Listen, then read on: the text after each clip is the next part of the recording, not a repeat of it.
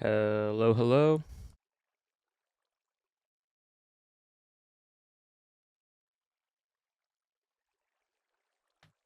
Hello, chat. All right, so here's the thing. We're gonna have a fun little option called "Welcome to a Tech Audio Issue" that I have to fix randomly throughout my stream because it does not want to cooperate. Isn't it great? There is no audio in the VOD, and I know why. It's because of a certain channel isn't working properly. Uh, Wavelink.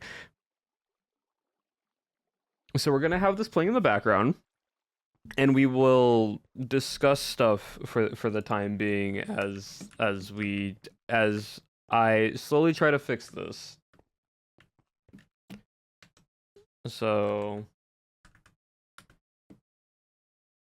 let me see if I can get this to work. Stream sync dot no, it shouldn't because it was only 12. It was under 12 minutes, so you should be fine.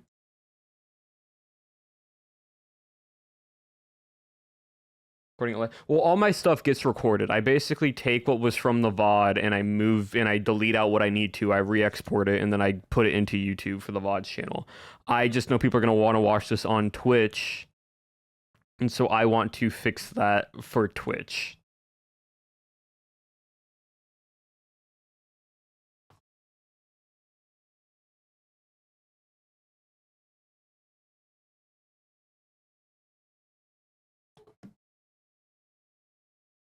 My music. There is a VODs channel, Abolish Regret VODs. I don't know if there's an exclamation there. Yeah, VODs, Abolish Regret VODs. It's not updated fully, but it is. It is slowly getting. I'm trying to catch up because Vampires has been taking so much time with editing. Um.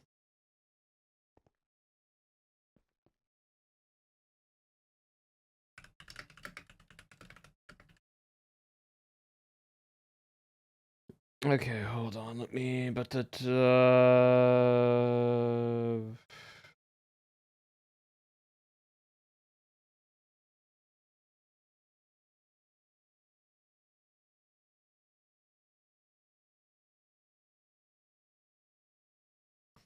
that the reason why? It's because I did something wrong by accident. Might be a simple fix, chat. Give me a moment. I think I might know the reason why. Well, that didn't change anything.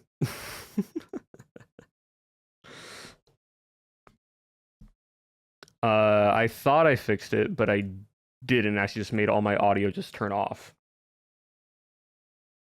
Do you stream? I usually stream every Monday, Wednesday, Friday. It's just with Vampires, I've only streamed mainly on Monday, just because I have so much editing to do. So, yeah, sorry, chat, for the inconvenience right now, but I need to get this fixed, unfortunately.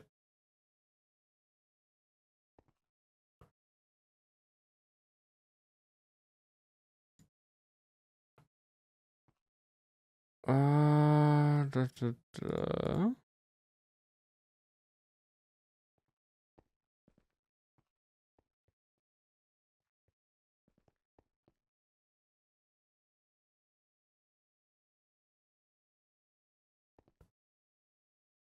Uh-huh. Yeah, like, that's supposed to be it, but it isn't. Yeah, temporarily.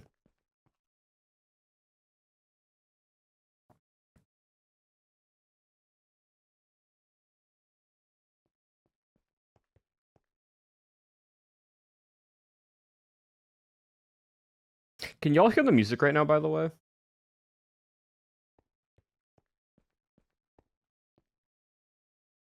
No? Okay. So if I turn that back on, that's there.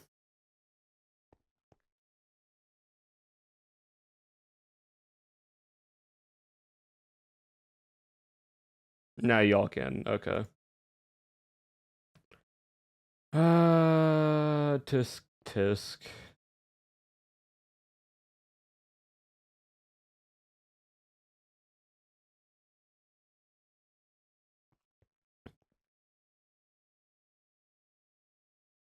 Wait. Oh, I need to see how my audio channels are outputted right now. Give me a second, chat.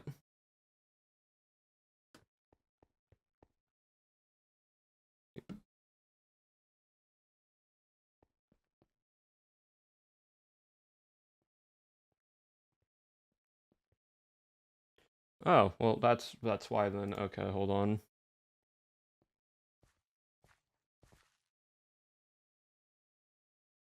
Okay. Can someone do me a favor? Go into the VOD. Like, actually leave the live, go into the VOD, and see if it's changed.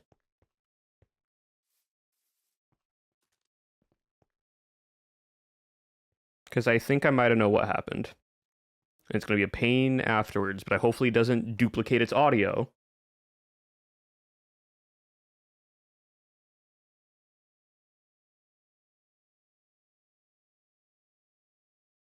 And just tell me if you hear stuff in the VOD. That's all I'm asking. And while we wait for that, chat. Hello. Hope you all are well. Sorry for the weird little delay from the start. Think you fixed it? Okay, actually, I can also double check.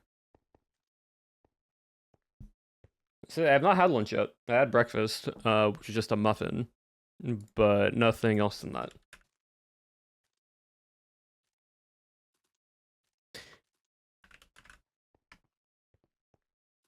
Let me see. I'm actually gonna check my own VOD real quick. That's my live. I need to go to VOD.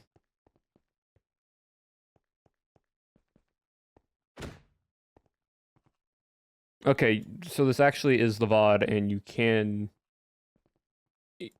hear stuff now. You can hear the game, though, which is weird. Yeah, but you couldn't hear anything else before that. Okay, it's just my editing recording is just going to be annoying to edit out for audio, but you know what? It is what it is. Oh, it sounds normal? Awesome. Lovely. Well, it's temporarily.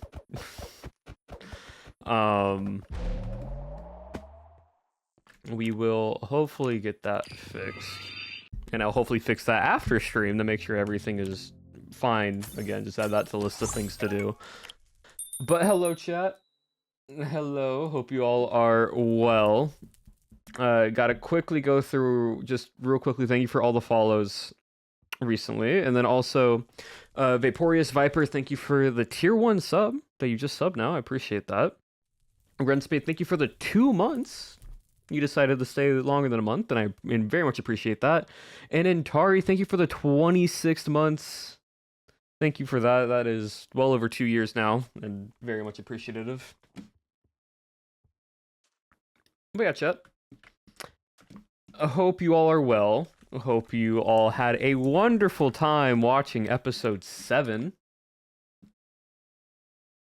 Because let's be real, right? Episode 7 was in my opinion, right? I think episode 7 was, you know, pretty fire.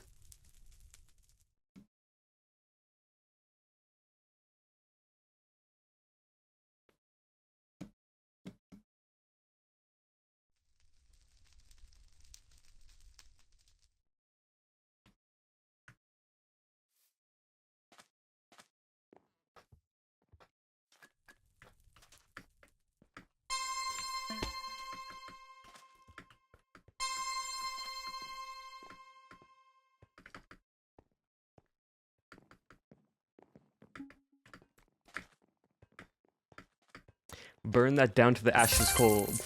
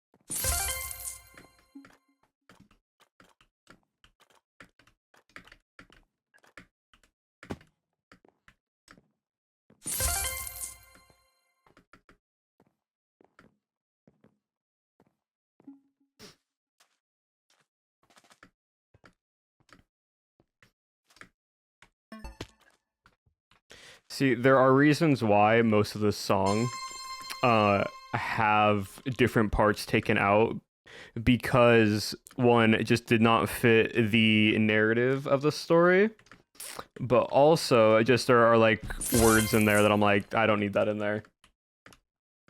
And this is the PG version.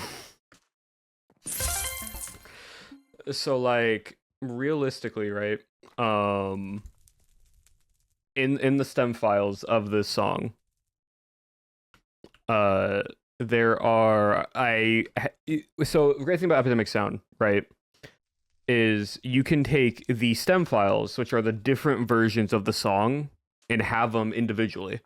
So like if I just wanted the instrumental, the bass, and the drums, I could just play that, what you would hear like this, and you'd hear no rap portion.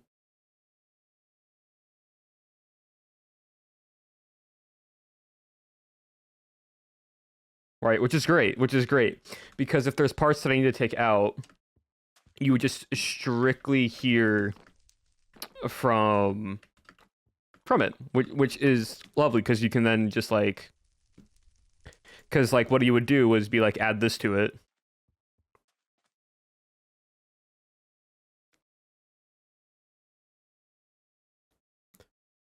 See, and then I would cut out this part.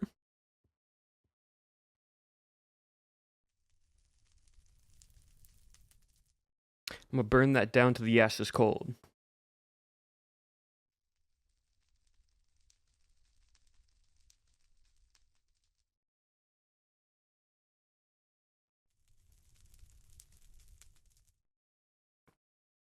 Right, so you would have this line in here, and then there's a second like verse that like two others rap to, but it just made no sense for the video. So then I just cut it out. Right, instead of you actually hearing them. So you wouldn't hear any of this. It's actually just this.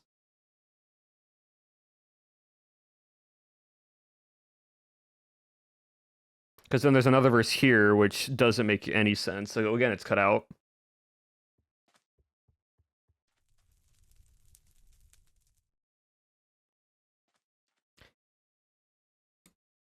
See, so there's like still like parts there.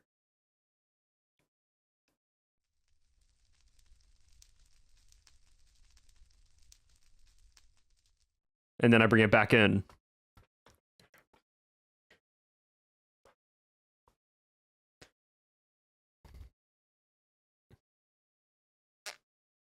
So yeah, so those who've been asking like what the like song is, it's called Fire Clean Version by Tilden Tilden Park Parc, and it's under Epidemic Sound.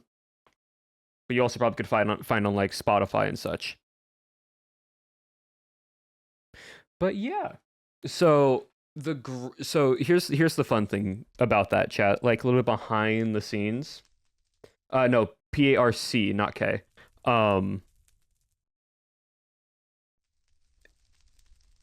The song for that, right? And the little cinematic that we got, uh, for I couldn't say this, but for the first like 20 minutes of my episode when we first recorded before the servers shut down, was me just setting the forest or like the surrounding forest around Oakhurst on fire.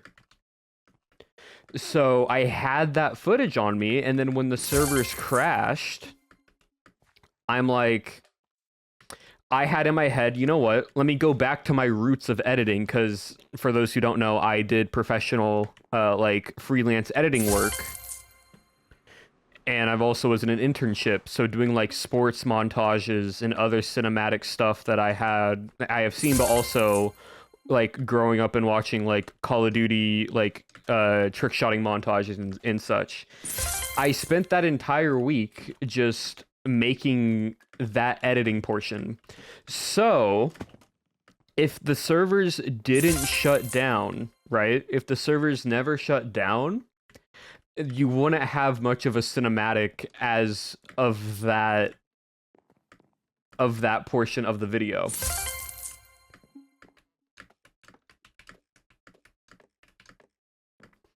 So it was kind of like being able to wait for it, you know? It's great. Also, thank you for the bits. I appreciate it. Being the one that set the first time fire really surprised me. So y'all kind of learned, right, who like Abolish is now. Oh, I should have momentum jumped this. Well, yeah, I was gonna make that. So I was not paying attention. The difference is like he's played passively.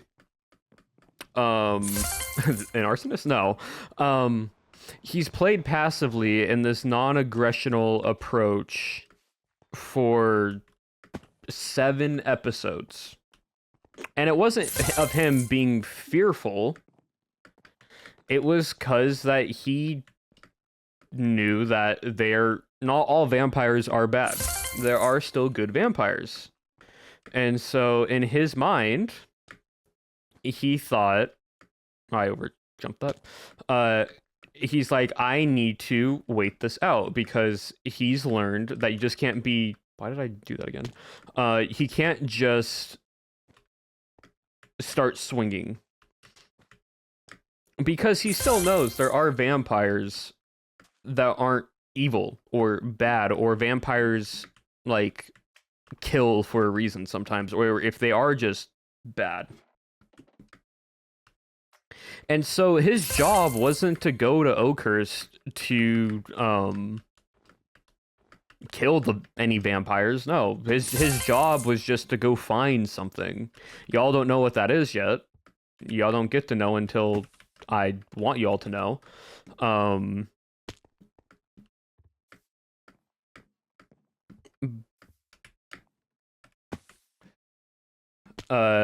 But when the vampires happened, he's like, okay, as long as I don't provoke them and they don't provoke me, I'll let them do what they want to do, and I'll go do what I want to do. Because there wasn't any issues at that time. But then with him realizing he can't leave without either being turned or all the vampires dying, he got to the point of, okay, I actually have to do something now. Which, again, kind of let me play as a character who is passive the entire time. So, we're evil are good? Sort of. Like, you could already tell which ones are evil, in the sense of the ones that just will attack for no essential, like sense of reason. Still cure people if they want to. Like, if people want to be cured, yeah, he'll give it to them. Like, again, it's like, and it's like he said before he killed Shelby. Shelby said, like, I've done nothing wrong, and he's like, I know, it's just unfortunate. Like, I have to do this because the reason why I killed Shelby out of character, right? For context, it's a little weird to sneak into the vampire's castle and then kill all their animals and then just be like, "Oh, hey Shelby, how are," like, just have a basic conversation interaction with the vampires like he did nothing wrong, right? Like, it just doesn't make sense.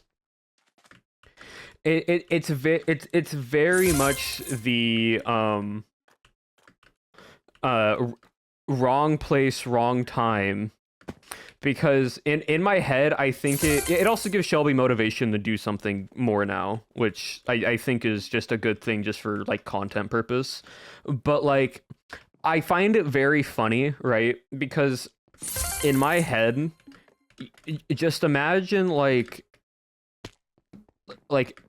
Shelby's walking through a house, like, right, like walking through their massive mansion castle, right? And they just randomly open a door, and in that room, it's just Abolish covered in like animal blood, and then it's just Shelby slowly closing that door of like, I saw nothing. because at that point I was seen, right? I was caught. And so in my head I'm like, okay, I can't just leave Shelby be now because Shelby has seen what I've done. And then Scott saw me after I killed Shelby. And I'm like, well, I just now can't like when Scott said, I just want a conversation. I'm like, okay, I can't now just have a conversation with a vampire after I killed their cattle, killed one of them. And now I'm going to have a conversation with Scott. It just doesn't make, like, canonically from a story perspective, it just doesn't make sense. The favorite child too. I know it doesn't. Like, it just doesn't make sense from, like, a story perspective of me being like, yeah, I killed one of your vampires, I killed all your cattle, but hey, we're gonna have a conversation now like nothing ever happened. Absolutely. Silver Tongue does not work, no. And so it was just very funny. And, like, I think what I did was a good amount of putting fear into the vampires. Even if I didn't permakill anybody, being able to,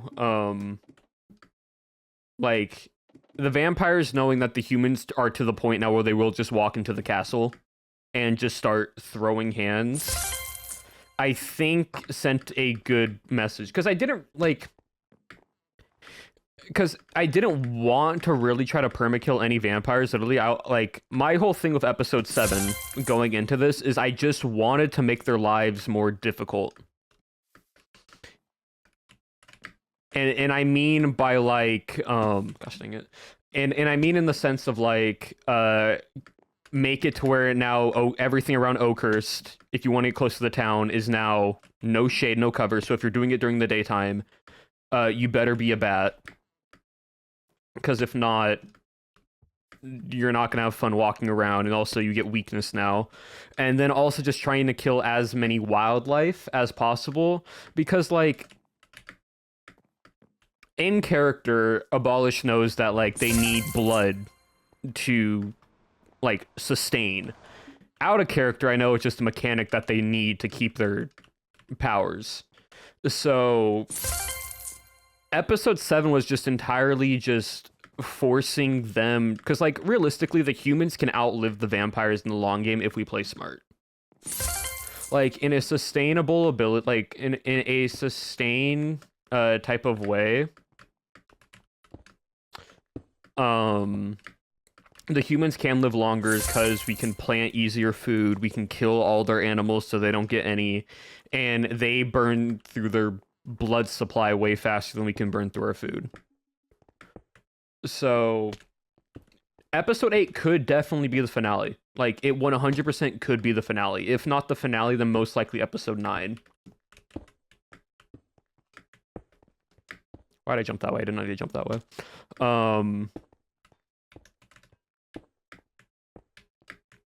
And that was kind of like my idea was going into 7, not making it just so episode 8 and maybe episode 9's fight, we have a bit more of a chance of actually perma-killing more vampires because they will have less resources to sustain those long-term fights. Each death have, let's wait, has 30 balls of... Well, no, exactly. And Pyro mentioned, and we know this out of character, but Pyro was talking about how Pyro, like, burned through 30 bottles in that one town fight with me, Legs, Sausage, and Martin.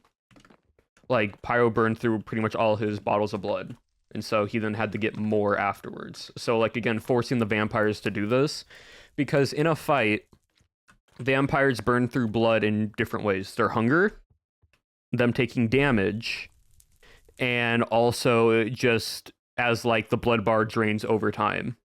So if I can make it to where they have less of that, that means they get less of their ability to stay up on regeneration as long. Being an eco-terrorist and cowboys and vampires now too. Yeah. Yeah, but again, this was the reason why I, like, out of character, this is the reason why I didn't do anything and played like so passive and neutral for like a long time, it is because like story-wise, if I joined the militia in episode 4 with how I play in PvP and what I do, I had over 32 blocks of silver at one point in time. Like, if I was doing what I was doing now with 32 blocks of silver, I could have ran into the castle and just placed 32 blocks of silver around the castle.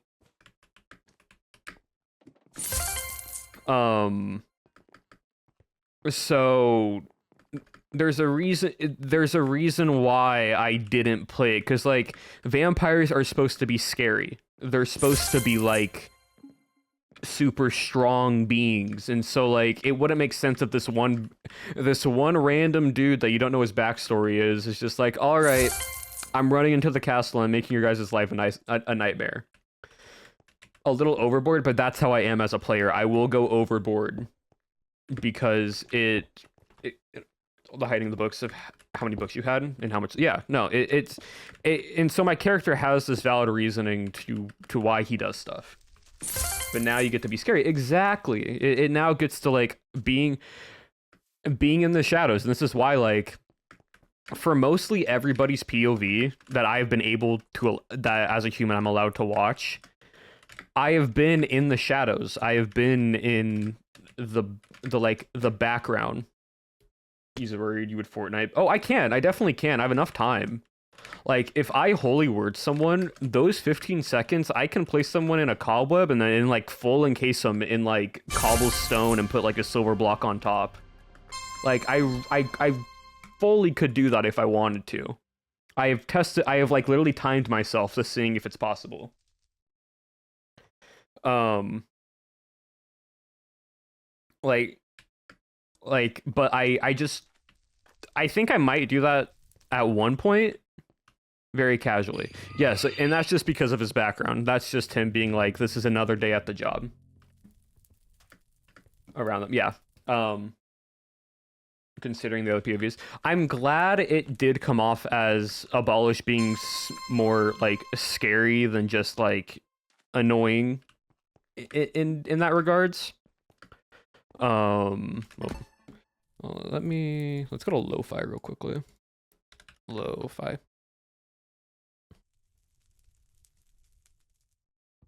There we go.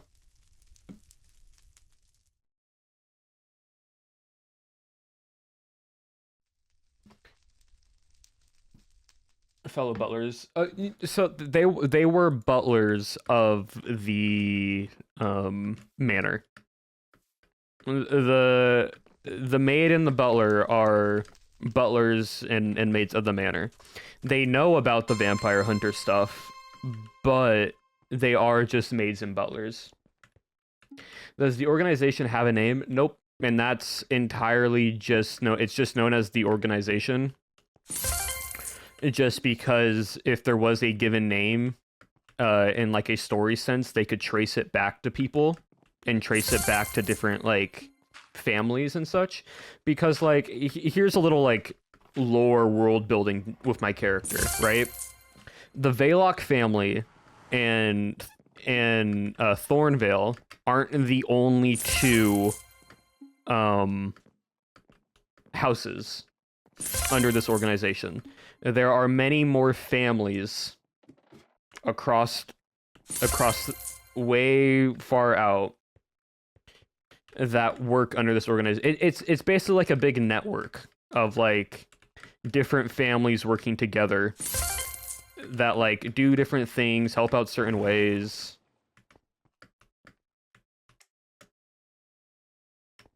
Okay, yeah, of course, yeah.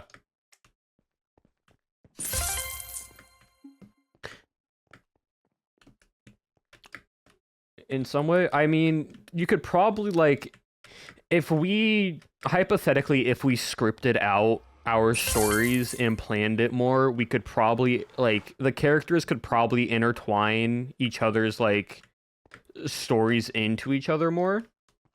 But at this moment, everything is up to headcanon and like speculation. Did they know of Owen? He wouldn't know. Like, they might have, but he wouldn't fully know of that. That entirely being up to like Owen if he was like, I've heard of the Veylock family before. Like, that would be the only like difference to it. Hello? It's like, again, because everything is improv. So like, we want to try to get story beats down, but again, not everything is like purposely to it.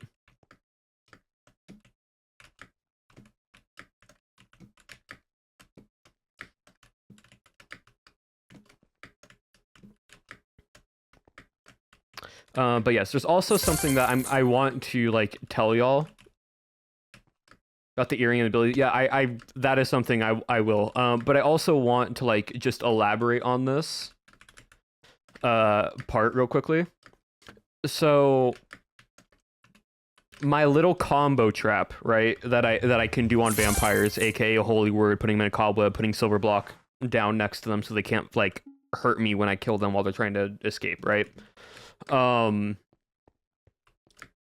I myself and I am reminding other like people, like cast members of this, is if someone's ever in like that like situation, I've made it to a point, and I've stated this. XDJ Squishy, thank you for the prime. I appreciate it. I've made it to a point, and I've made this statement that I'm never going to permakill a vampire that way. I'll still kill a vampire, but I won't stake them, because it feels really bad for that's how they go. But I'll still use it to kill a vampire, because it's like, in character, in lore story, if he needed to stake a vampire like that, he would. But out of character and for content reasons, it's more fair for a vampire to have a bit more of like a fun death, right? Avid's death was not scripted or planned. Like, everyone's genuine reaction is genuine. It's only like that trap's, yeah, it's not the permadeath. And like, I never had the intent going into it of being like, oh yes, I'm gonna kill every vampire this way, because then it just gets like, oh, we know they're gonna die this way, and once they get stuck in this, there's no way out. Because like, imagine all this lead up, right? And it's like a fight, and it's like the very last fight, right? The very finale fight, and it's me versus Scott, right? Or me versus like Owen or Pyro or whoever, right?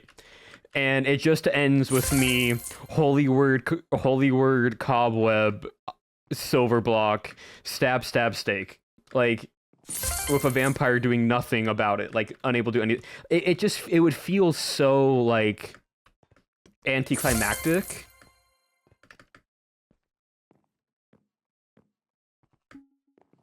So it kind of is just, we're making like a character decision. So if anyone watches my videos like for like 7 or into 8 or even 9, and you see me do that and never use a stake on a vampire, it's because of that. It's so for content reasons, to make it like more fun for everybody.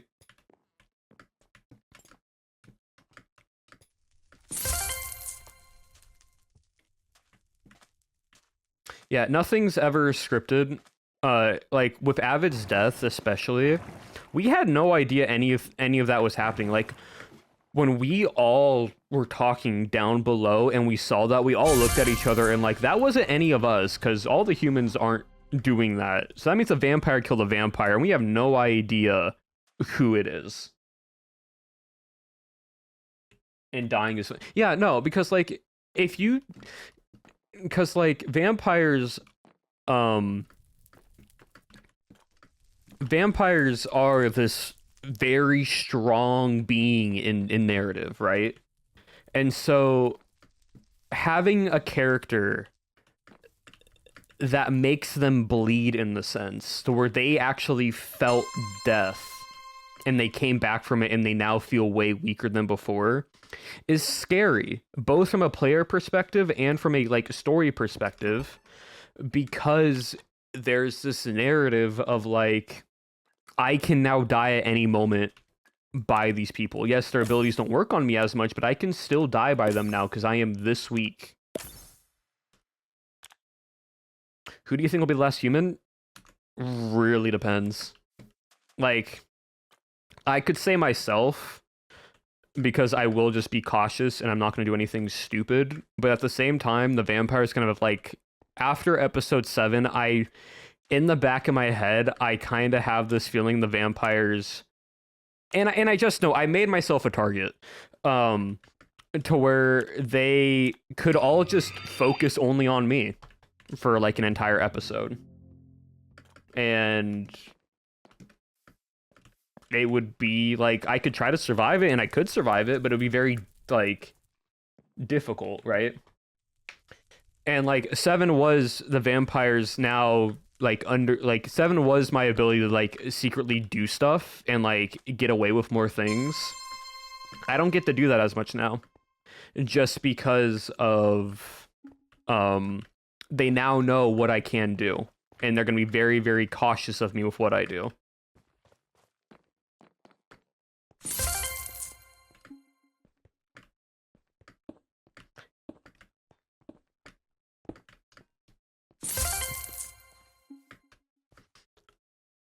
It really just like depends.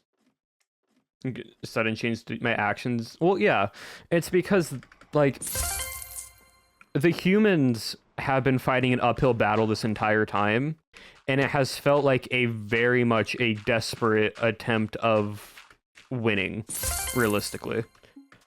Of like it almost seemed impossible. So all of a sudden, this person who's been passive starts doing things, and now the humans have like turned the tides in some way in episode 7. Doesn't mean like that's gonna happen in episode 8, because 100% the vampires, like since we turned all those beacons at the start of episode 8, the vampires can just turn all those beacons back, and the town, if they wanted to, right? Like, because we have to defend them, and there's only 2 beacons we can now turn,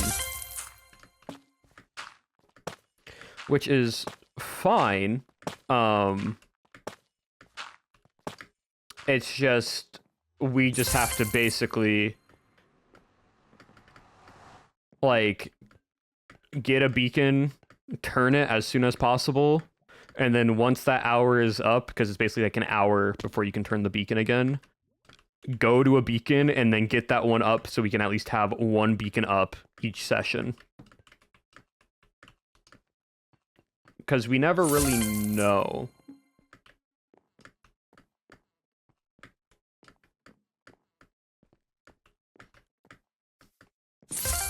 On the mini beacon earring one? Yeah. So basically, right, after episode 6, this is a little bit of like pulling behind the curtains for what happened, right? After episode 6, the humans were at a point where it's like, what can we really do, right? Because realistically, there were only 6 of us left at the time, and so we were kind of like, it feels like a non-winning battle almost in a way. And so Owen made the suggestion of everybody getting personalized. The humans that are left, they get personalized abilities for being an Oakress for so long. And it started with Lagundo having the ability to then heal.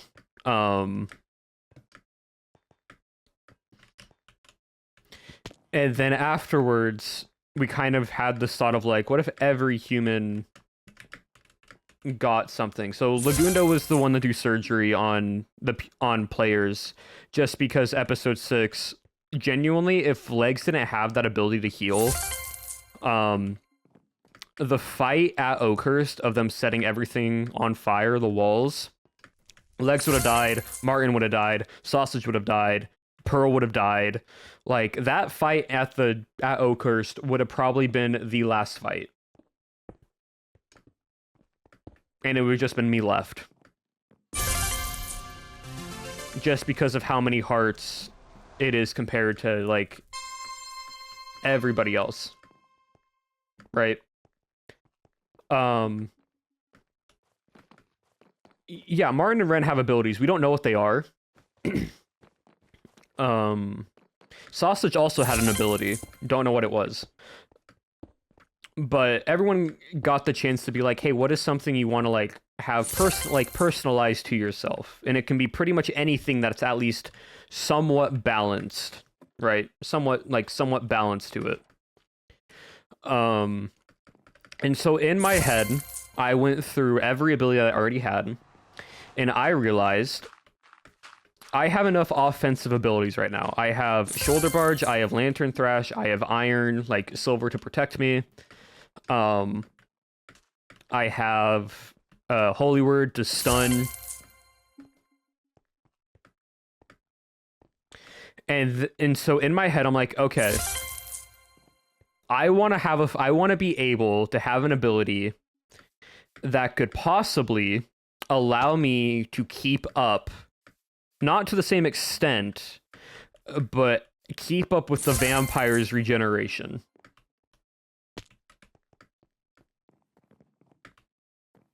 And this is me in a PvP, like, out of character aspect. And so originally, I told Owen, like, I came to Owen, I asked him, can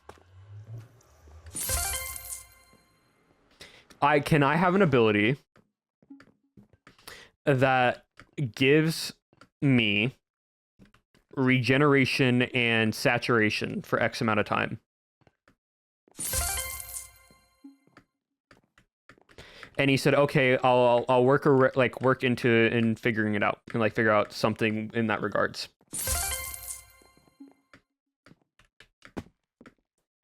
And so after a little bit of coding and testing, he came back to me and he's like, okay, you have an ability where you basically place down this little like mini beacon almost in a way. It's like half a shroom light. Also, thank you for the 15 months in total, 14 months subbed in a streak. But yeah, thank you for that. But he basically came to me and was like, here's this ability. You use it and it places down a like mini, like half block of like a shroom light almost. And within the radius, it gives, I forget if it's regeneration 1 or 2, but it gives regen to all the humans within the radius for 3 minutes. And it has like a 30-minute cooldown. So I can use it basically at least 2, maybe 3 times a session if we're in fights. And so I needed a lore explanation to why I have this, right?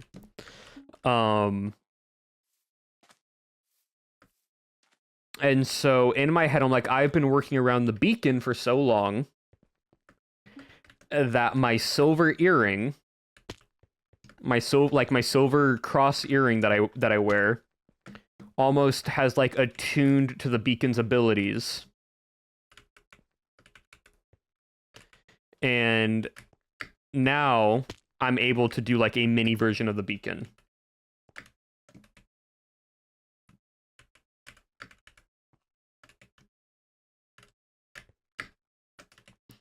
And so that was kind of the reasoning behind. I do not enjoy this one. I'm just gonna skip it for now.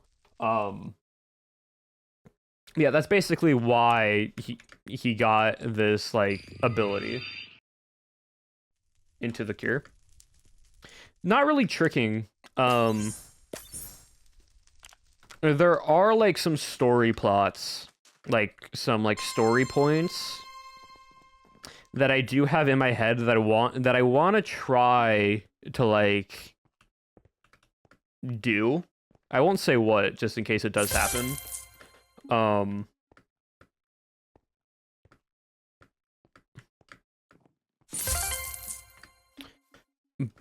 also some of it does involve the cure and that type of stuff, but good, I think it'll be the next vampire. Hopefully no one. Like, realistically, out of everybody, I think they, like, if I had to choose someone, I think they are trying to target Pearl. Because Pearl is the most susceptible to it just because of Cleo. And so, them trying to convince Pearl or just focus on turning Pearl. I would not be surprised if they tried doing that in episode 8.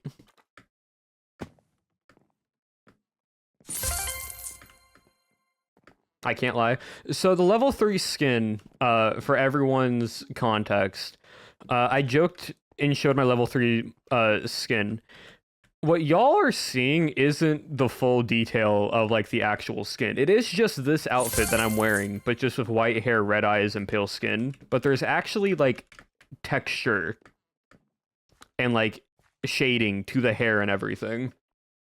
It's just because I'm in front of a white background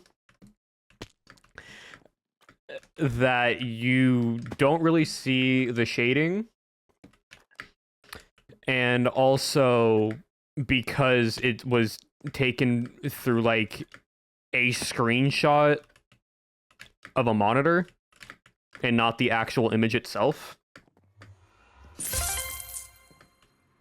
So there is texture, it's just also shading white hair is so annoying if you don't want to have like gray in it.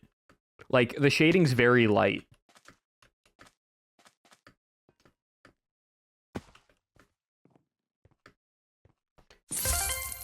Let's get turned, but Pearl and Cleo get staked protecting Pearl.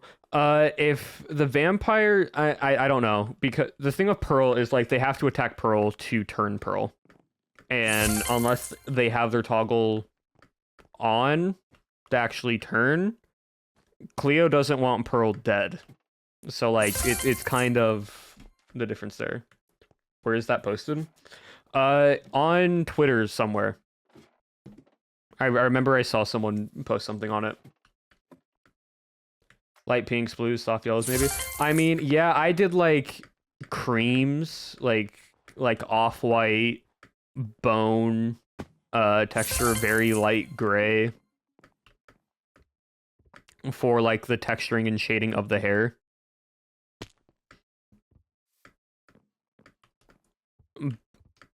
But I wanted to keep it as white as possible. Who does the boss consider the most and least evil? Least evil, he sees it as anyone who has not turned anybody or has attacked anyone. So, most likely Drift. Just because Drift has not done anything for how long they've been a vampire. Then maybe Shelby afterwards, but he also knows that Shelby sent the entire walls on fire. And so there's kind of like that point to it.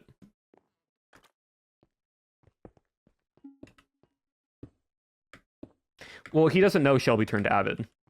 He in character, he has no idea that Shelby was the one that turned him. Where Cleo's in the ranking? And Cleo's sort of in the middle, because realistically, if Cleo was on the human side, Cleo wouldn't be going back and forth between vampires and humans. And so in his head, he only knows Cleo is just being on more of a neutral ground just because of Pearl. And he's aware of that because Cleo has like made comments about it Cleo is Team Cleo, and he knows that for how many times Cleo has bounced back and forth between the two. Especially from that little bit of, like, conversation Cleo has had with Pearl that he heard when he was asking where Lagunda was, of they don't know if they can still, like, be here after everything has happened.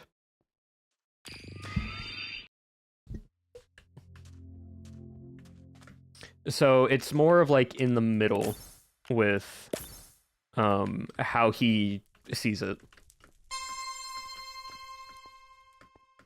And then probably the worst vampire, he doesn't really know.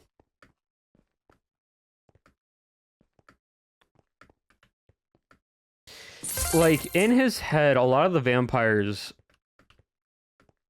are evil. Or not all of them, but some of them are. But also he can have the common sense of trying to figure out their reasoning to why they have, like, attacked, or I'm gonna fall through that. Like, they have, like, attacked or done whatever.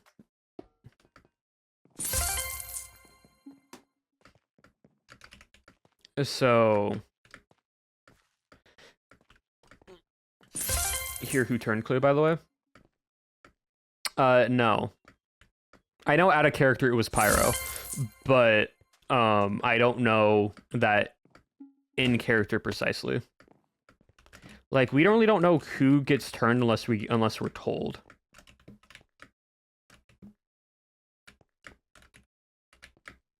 He's not past talking. He's not necessarily past talking, but he's also, like, there's to a point now where it's like there has to be a reason for talking, if that makes sense.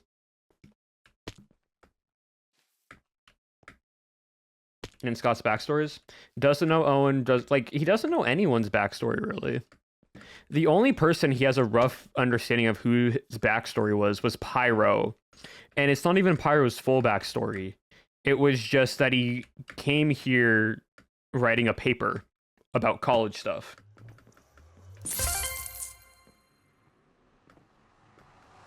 Running past in the castle? Not really. Like, when I was running past Cleo and Sausage and Drift and all them, I didn't really hear much, just because I went hi, bye, and then they went, oh? Because I kind of stopped their conversation when I did that. Oh, okay, you have no idea. You have no idea how much... Like, if you watch back my POV of me running out of the castle, there's a moment where my crosshair glides over to Sausage, because I was so tempted to be like, I'm this far in, why don't I just start killing the other vampires? Not permanently, but just, like, just critting them out. To where I cross over Sausage with my axe, and I was so tempted to just start critting Sausage out that I went, I can't, and I just continued to run by. You will see, like, if you realize it, my crosshair briefly goes over Sausage.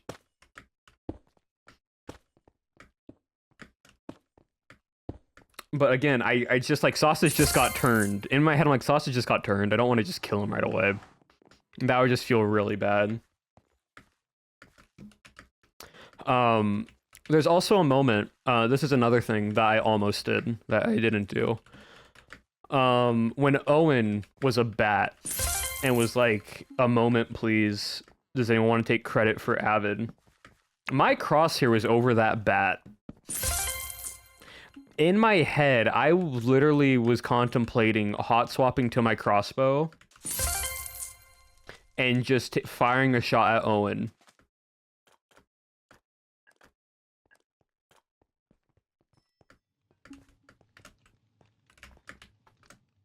And, like, chose not to, just because I was also story beat, wanted to see where he was taking this. Fremia,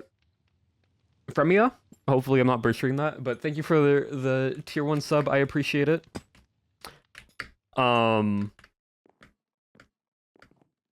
Just shoot him. No, like literally, I had that thought of in my head of like I could just shoot him right now. And the thing is, here's another game mechanic that I don't know if you all know. If a bat dies, aka if a vampire dies while they're in bat form, they're dead. They have the health of a bat. So a crossbow shot would kill a bat, which means it would have killed Owen outright.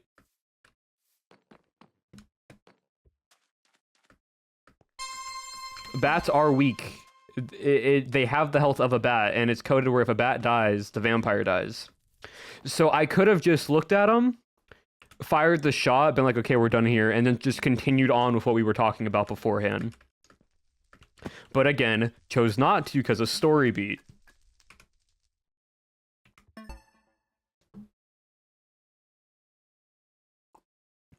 Not dead, respawn dead.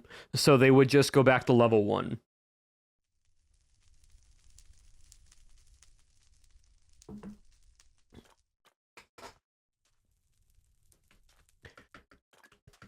But again, glad I didn't, because again, it just allows more of like story stuff. I think like if I killed Owen then, and then if I killed a lot of the vampires, like actually aggressively pursued them down and just kept swinging, I would have made myself a massive target in episode 8, where I don't think I could have been able to do anything without getting like hunted down. There is a balance to how much you can and cannot do to where you just become a target to everybody. I'm a target, yes, but imagine if I killed Sausage, I killed Drift, I left Cleo alone, just because if I killed Cleo, Pearl will be mad. And then I also killed Owen. That's 3 down to level 1, yes, but that's 3 people then that have a vendetta out against me, on top of me killing Shelby and already killing their cattle. Like, there's so much that you should and should not do.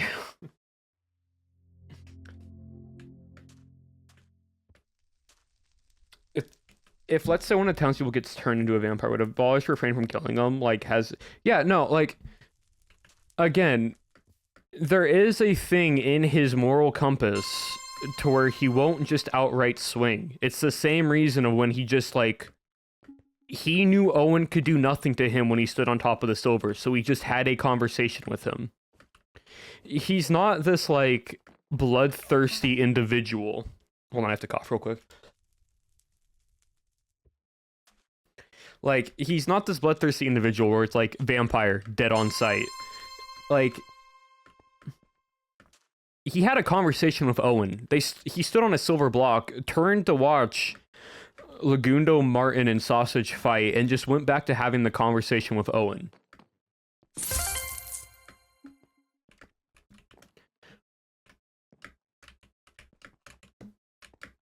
Like, his work relates... I don't know that. His work kind of, like, relates to him understanding there are good vampires. So if, like, Martin, Doc, or Pearl gets turned, if they're still helping him, he's not going to go for them right away.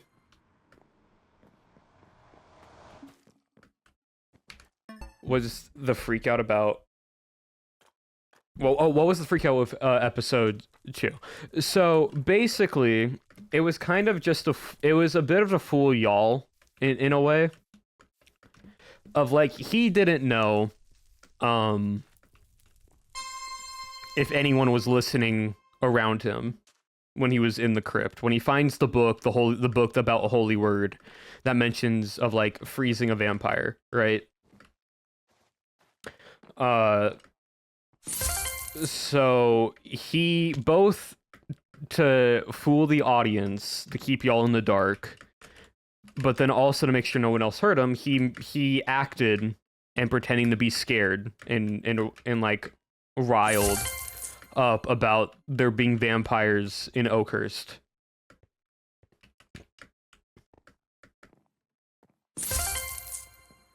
If Apo turned, Apo's already turned. Like, you mean cured, or it went to the vampire side? Was a sham? What do you mean by a sham? Oh, like, was he a true vamp? So, like, here's the thing, right? Um, when in the okay, yeah. So I forgot what you meant. So when in at the beginning of my intro, you hear that little monologue about with Abolish, where he goes, "There are vampire hunters, and then there are vampire hunters," and when I meant like when I separated and I had the space of vampire hunters, it's in the sense of there are people that claim they are vampire hunters and are in the forefront that do kill vampires, that do actively hunt down vampires. Then there are vampire and hunters that work together. Vampires that help humans, humans that help vampires.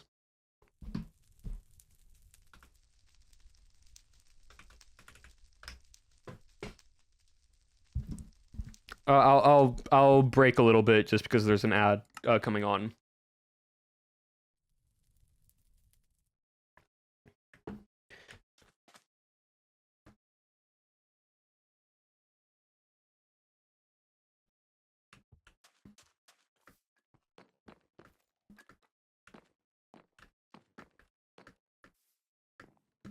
But yeah, so I'll go more into that once the ads are over. But realistically, right? There's this concept that there are vampire hunters that are in the limelight, the ones that are like avid, that are like, I am a vampire hunter. There are vampires around here, and you got to do this, this, and this to protect yourself. And then there's what the Abolish does, which he is technically a vampire hunter, but he does it without getting noticed. And it's not just only hunting vampires. What happened to Ren episode? Yeah, we know what happened to Ren episode 7. I'll explain that. But like it's like he goes and like works with vampires to go do stuff, whether it's retrieve an item or find information on people or information on vampires. Or he does need to go and like remove vampires from being the problem and do make those attempts on to actually like kill them.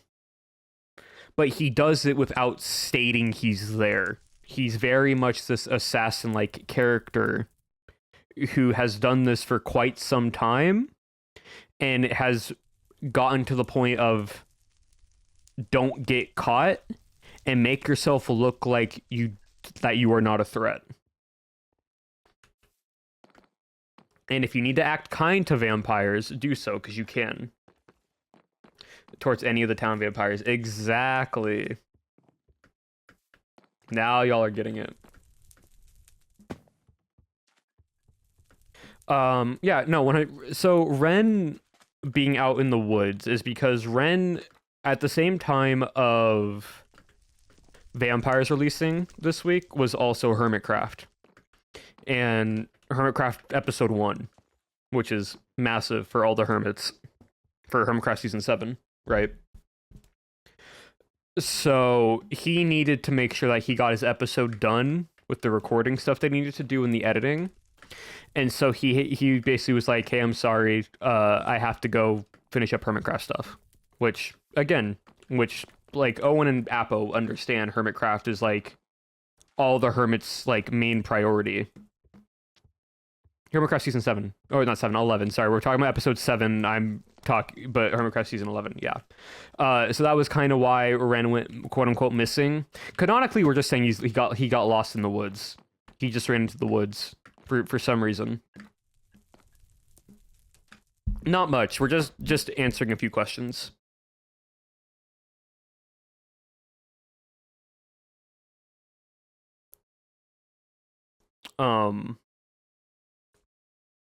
So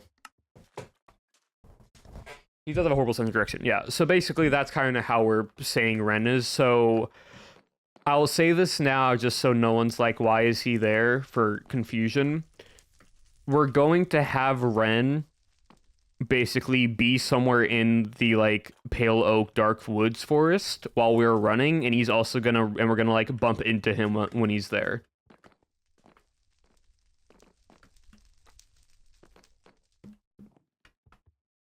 So that's because we finished in the Pale Oak like Dark Forest. That's where he's gonna be, and that's where we're gonna like bump into him at the start of the next episode, just so he isn't by himself in the town and being like, "What happened?" His parents were killed by vampires or something else, or is it a secret? Y'all can kind of piece together now what they died to from what he's told about, and like you can kind of make a pretty good observation. Is working a vampire? No.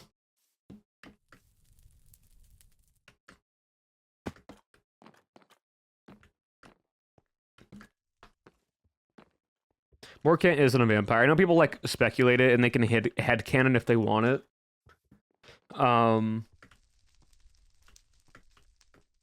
But he's just an older gentleman.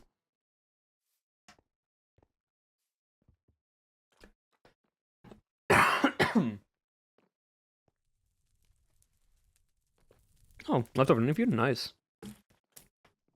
But yeah, so that was kind of like that point. The con with bows and silver can't range it. Blocks. The cure work? The cure, okay, so out of character, the cure does work. It's just if any creator wants to be cured, realistically.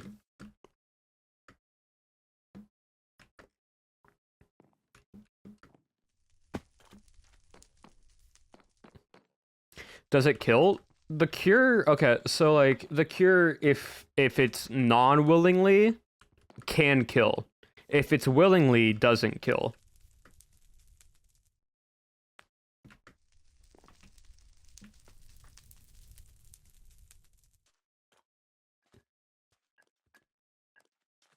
Is low percent? No, like there are mechanics to where like if it's forcefully put onto a vampire, basically a vampire has the decision of just dying or being cured. Like that's just how it is, and the reason why I'm saying that now is I don't know if we'll ever actually get to a point of that being shown, just because how everything is right now. But like it gives them an option and they can pick if it's forced. If they actively are like wanting it, then it'll just cure them.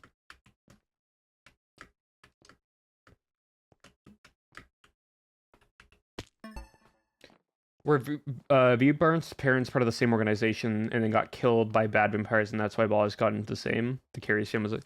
So basically, you're kind of right on that, Nixie.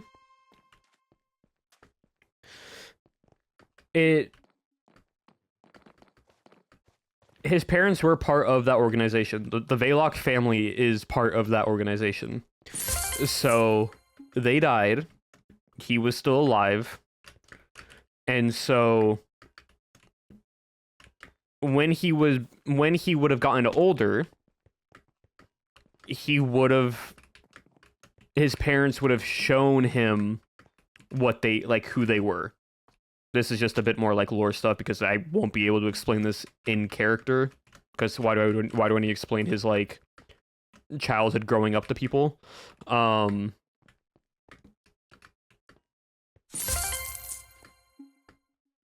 Before, yeah, he has killed vampires before Oakhurst. He's done many other missions and like projects before Oakhurst, but basically what happened is out of like story wise,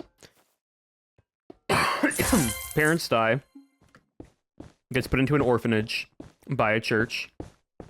Morkant, who is the manor lord within Blackwind and who has close connections to his family, because of the work that they've done together.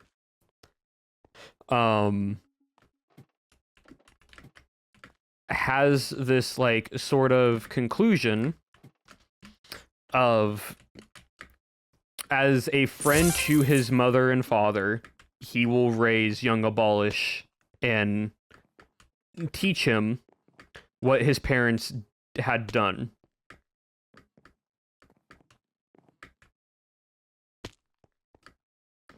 And so that's, and again, this is where the lore bit comes in, of when Abolish asks, "Where are you taking me?" Or like, "Oh, don't worry, you will soon know. It's with your name. Like, the Veilok? Yes, your family name has a much more importance than you realize. But don't worry, you'll soon know enough."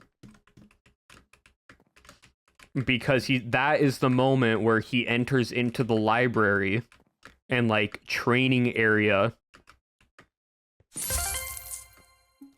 for the Thornvale and like household and such. That little like corridor conversation leads up into this like underground training facility / library with information on vampires and other cryptids and everything. Because like the Abolished, they aren't only like they don't only deal with vampires. They deal with a variety of different monsters and cryptids and other like things if they need to, but the main thing they do is vampire stuff. It's like the same, like in like headcanon in my head, there is an organization that specializes in working with every other like different cryptids and everything for them. Possibility? I mean, possibly, but that's entirely up to y'all. Like, so his family and the other households that he works with Thornvale and everything, specialize in dealing with vampires. But he also knows that there are other households that specialize in other things, right? Viabolish is 25. Is your character? No, but I'm saying, like, this is just my thought to the world. This is what I think. It might not be confirmed from, like, Pal's perspective, but this is what how I think his character, like, has stuff. And so, how the story goes is from the age of 10 years old, he loses his parents. He is then in an orphanage ran by the church for about a year. Little over a year. He then gets adopted by Morcant and is raised normally through that year. And then by the age of 12 to 13, that's when Morcant tells him about stuff, and he starts reading and learning about stuff. And then by the age of 14, 15, he starts actually training on that stuff. And then after the age of 15 into 16, 17 and such, he actually starts going on easier missions. And then when he gets into his adult years at the age of 18, he kind of understands how things work. And so that means he can then start doing the more dangerous things by himself, because he's now capable of doing so. So for 10 years, up until the age of 25, so 10 years, and then 10 years of basically training and going through different objectives and missions and training. Age 25 now, he's now to this point. Well, at least he is prepared for it. Basically, yeah.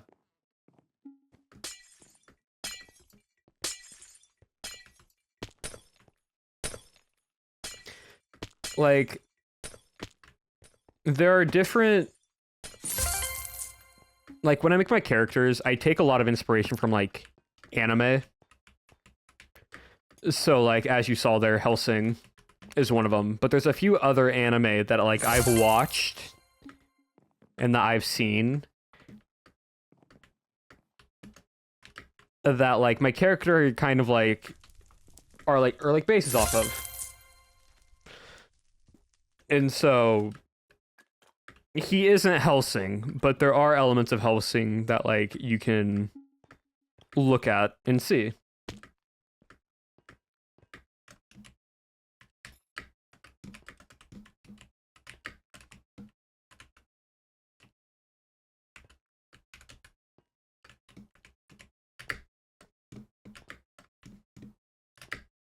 Oh, dang it.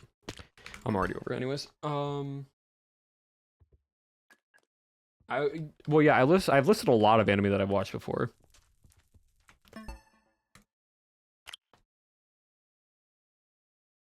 From D&D? A little bit. Like, I'll look at, like, if I have a D&D character or, like, concepts from D&D, I will take inspiration from those, yeah.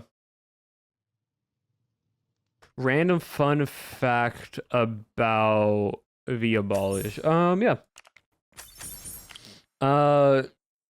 An instrument he knows how to play is piano.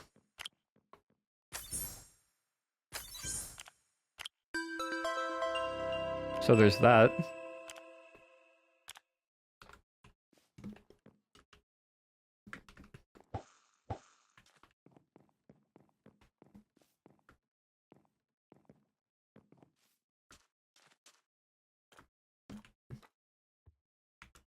Mm-hmm. Sick. Artists do your thing.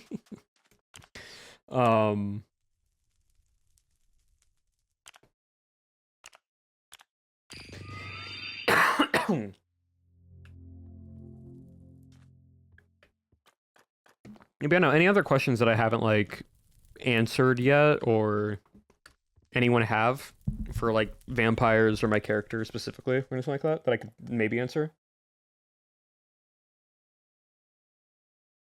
Oh yeah, no, he didn't want to get involved at all.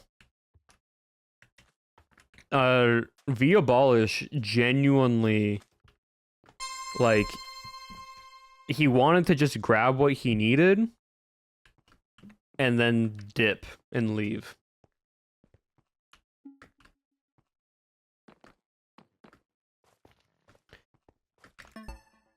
So yeah, he is a little bit of it. What is his thoughts on Dark Present Recital 1? Sort of like, that little, like, zoom moment when the beacons first convert gave him, like, this weird... It made him remember, almost, in a way, the... What's the word? Like, memories of when the scream of his mother dying. And it then clocked his sense that there are vampires around, if that's the feeling that he's getting again. So that first like zoom, that dolly zoom with all the darkness like clouding in, it pretty much just was like, hey, this place actually isn't as safe as you thought it was. Be alert. And so that's what that was.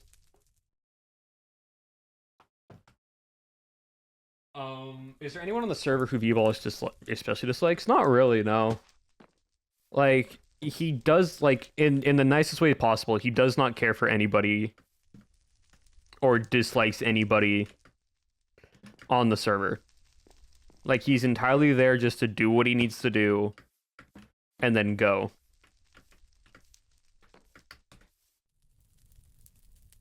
So, like, he works with people, he gets stuff done, he has neutral/good turns with people, but, like, realistically, he's not there to be, like, friends with anyone or anything like that. Not even Legs. Legs, pretty much, he's, like, a mutual good with Lagundo.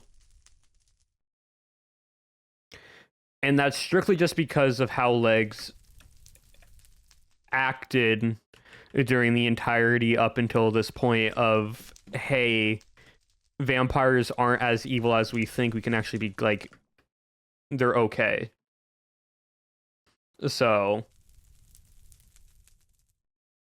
the Oakhurst? Hold on. Isley had to make him be a background for a while. What character weaknesses do you see? Like, for him? There's no real weakness to him. He's just very, like, stay cautious, stay grounded, do what you need to do. Like, there's no, like, oh, he definitely would be aggressive and go rush in to do whatever. Like, he is very playing for himself and will make sure that he is safe for what he needs. What's the real reason Viaballs came to Oakhurst? So he tells everybody that he's making a grave for his family, which is true. He does want to make just a simple grave for his, like, mom and dad. That's true. But the main reason why he came to Oakhurst was to find and get the thing he's looking for. And then he wanted to leave. But as you can see, he can't leave, so... We're in the finale especially, or maybe... Yeah, no, like... If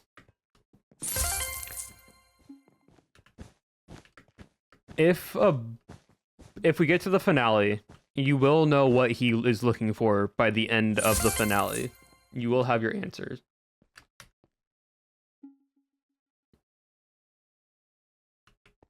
If I got, like, lectured, not quite right word, but, you know, from the point being right. Oh, yeah, no. Yep. The thing. Yep. What is the thing? Y'all don't get to know. Yeah, I don't get to know until the very end, because I've had this ending already in my head and what I want to do with it. So y'all don't get to know until the finale. Because his parents are from there. Sort of.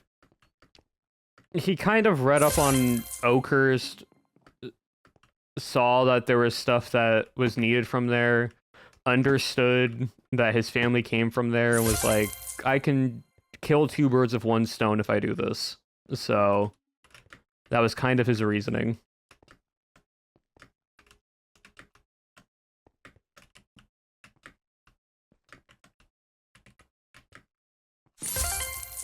Still a crumb? Nope. No crumbs, no nothing. Y'all don't get anything.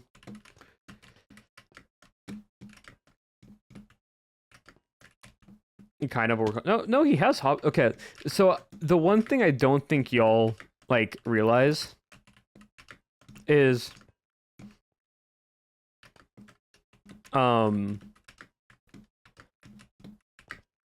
Viaballis can separate his work from his personal life. He's just very good at what he does.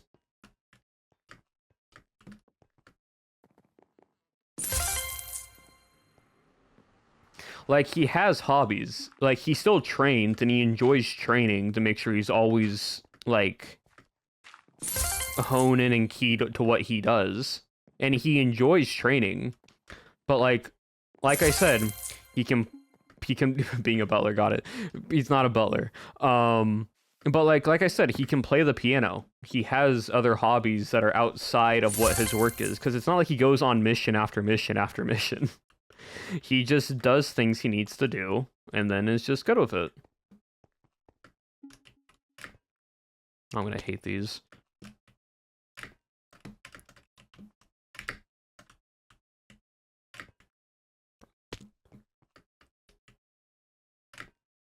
What is... I've never done parkour like this.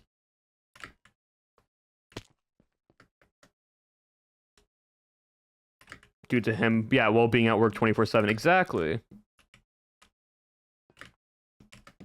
How did I not make that? Hello?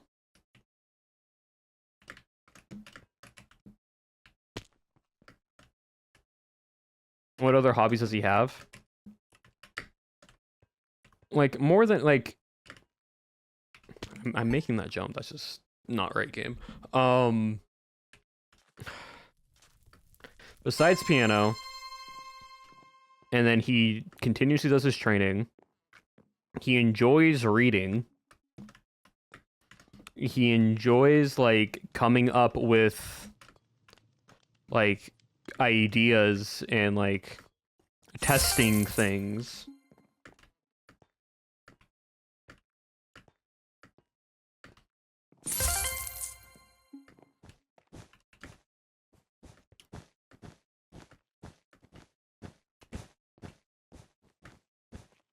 Playing the piano, never happening. Because that has nothing to do with what you guys are watching.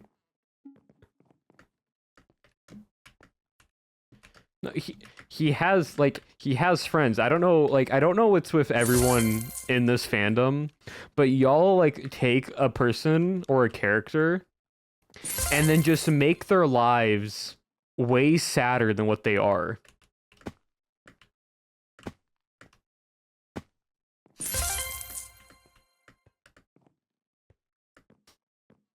Like, y'all are getting angst for what you witness, but it's not like afterwards he just goes and has more angst and he's just this constantly doomed character.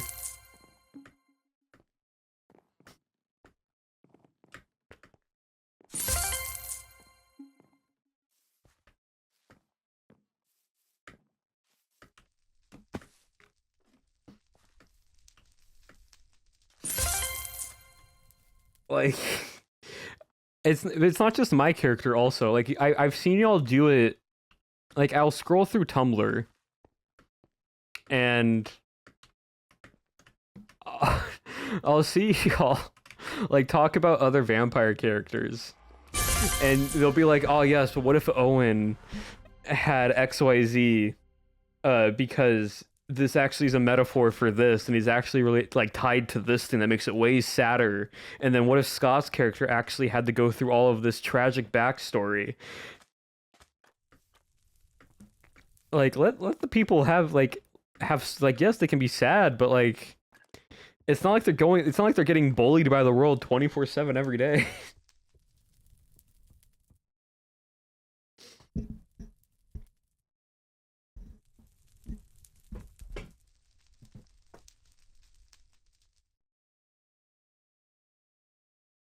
Oh my god. Except Pyro. Yeah, I heard about Pyro's story a little bit. It is a bit tragic, but also at the same time, Pyro probably had some good days. It's not like sadness every single day. There probably was some good.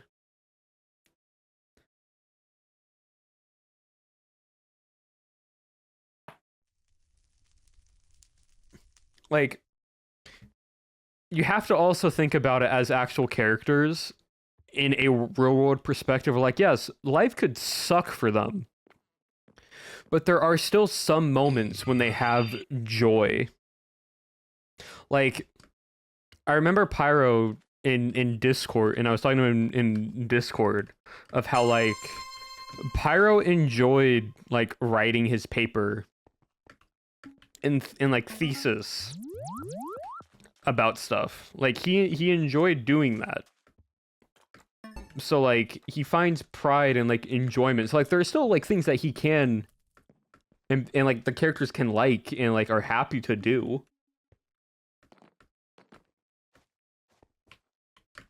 What happened there?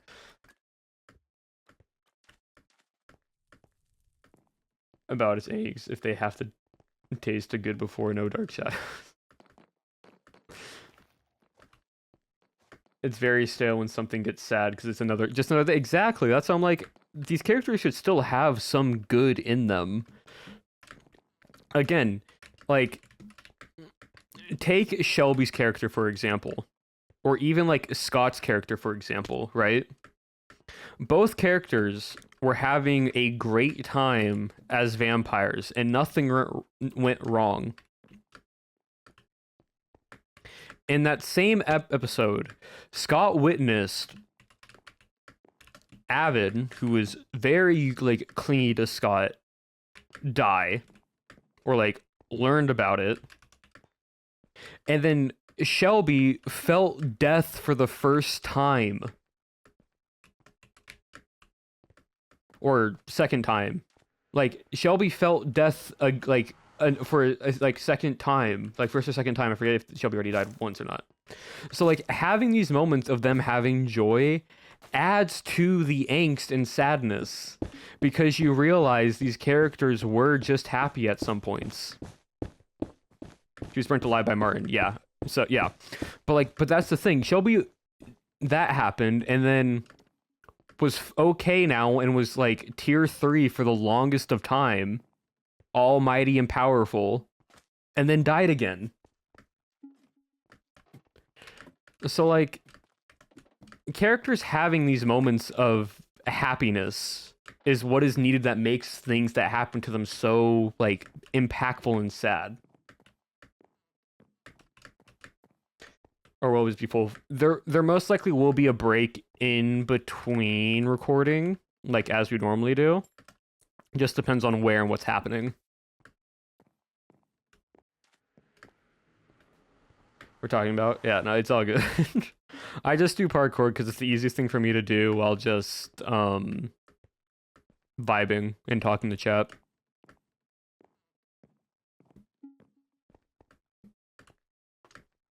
You know, it's been good. Like since Tuesday, since last Tuesday, I've been practicing more PvP just so I know, because I know the cast isn't very PvP heavy, but I just need to be on top of my like PvP game, just because of I know I'm probably gonna get targeted a bit. So I've been like training just to stay fresh, and it's actually been working quite useful.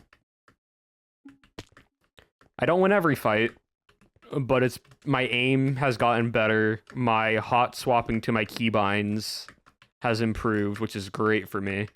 That means in a fight, if I actually need to like place down a cobweb mid-fight, I can.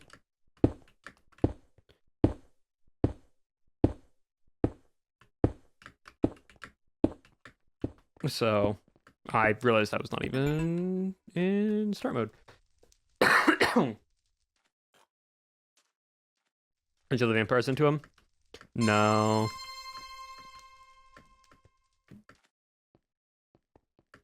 So you can't, like, realistically, in a 1v1 PvP fight, if I play how I need to play, I could win in a 1v1 PvP fight if the vampires don't just run away. The issue comes down to when they run away. Which is why I made the Holy Word Cobweb Silver Block Trap. Because then if they get caught in it, they will most likely die, which makes it harder for them to run away.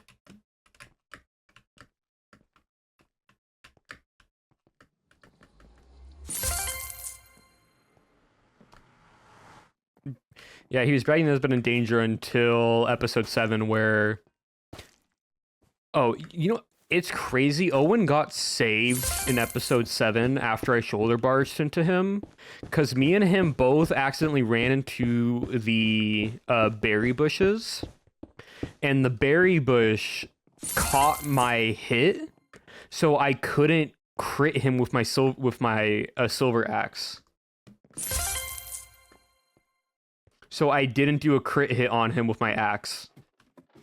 So he probably would have died to Martin, and he would have been way weaker for the rest of that series. But just because me and him both accidentally ran into the berry bush slowed down my movement to where I didn't realize it, and I missed my crit hit.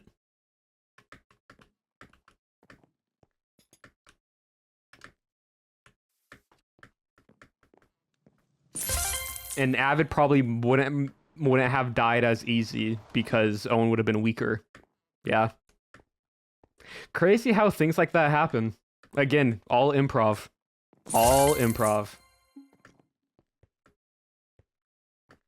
I just was running the same music over.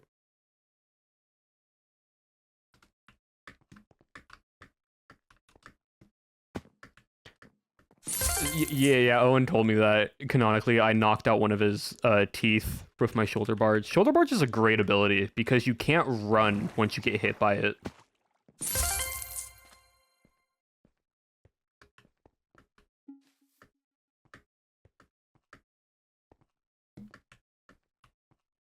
Avid situation. I don't plan on having another Avid situation. That's my thing. Like, if I get ganged up on, I am just turtling entirely.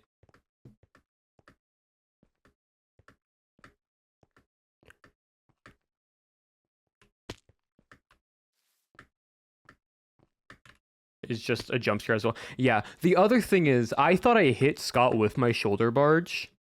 Looking back in the flashback, because we watched back, he turned the corner and ran into the other room just like a split second before I hit him. If I hit him, he would have gotten launched into the corner, and then I would have just started critting him out in that corner of that room.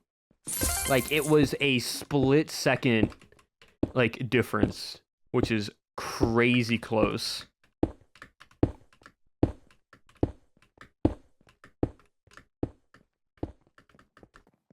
Also, thanks for the follow.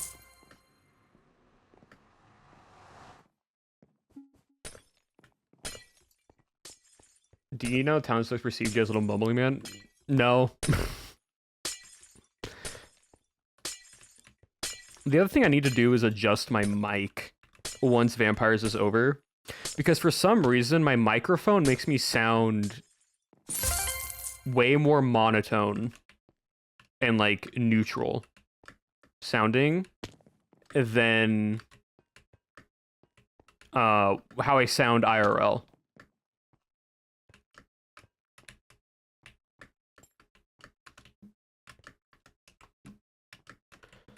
Yeah. So my mic is like it changes how my tone of voice sounds, and it's very weird. So monotone. I do have a monotone voice, or like more slightly monotone, but there is a lot more of like inflection when I speak. It's just my mic for some reason. I think I have a filter on it.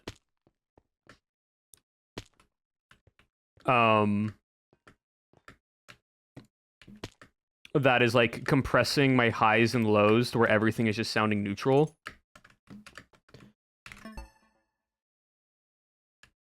So I don't really know why. Monotone filter. And I can't change it because it would be very weird now at this point with Vampires of me just being like all of a sudden like walking into a room and Lagundo going, "Abolish, why does your voice sound different?" I don't know.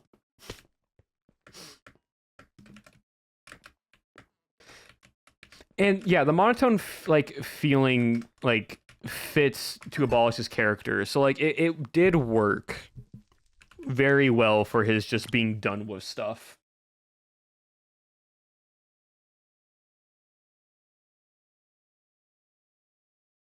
Yeah, I think I just need to raise my high tones in my mic or something.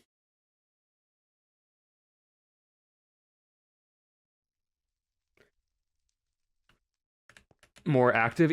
Well, no. There is a very big difference for how I sound speaking wise compared to like what y'all hear in my recording, especially IRL. Because like Pyro mentioned it to where I said hello to Pyro when I met him for the first time at TwitchCon San Diego, and Pyro couldn't recognize me because my voice sounded so different compared to what he's heard online. That's the difference.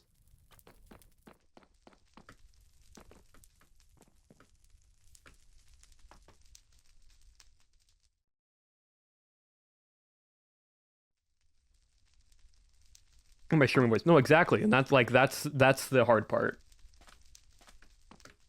Like I need to fix whatever filter I have and like get assistance on it. So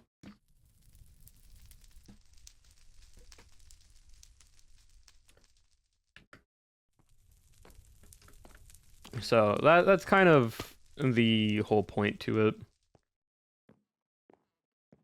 Here's that one, yeah. We can try doing some Survivor. Yeah. Any more questions though, chat? Before the end of the series? You will get to, like, depending on how the series ends, because I could just die. If he's able to leave, even if it's by turning, you will see him out of work. But that's only if he doesn't die.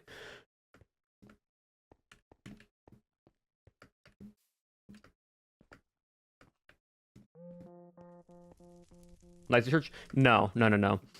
So like every map that you like every build that you've seen intro wise, I've gotten from like Planet Minecraft, just because I can't build that stuff in time. And then so they are linked into the description of the videos, so you can go like see the builder and like what they've done.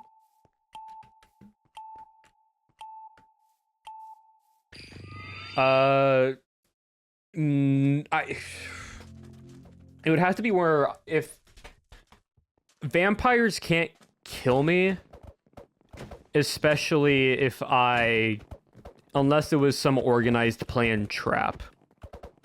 And I don't mean to say that in like a cocky sense. It's just the utility that I have and how I play is very, very defensive. It's very much, I don't play for aggression. I play to just weaken you because you will eventually die compared to me.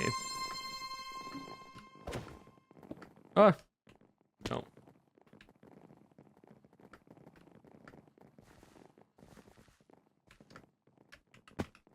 Hold on, I'm just gonna go back to I'll leave game then.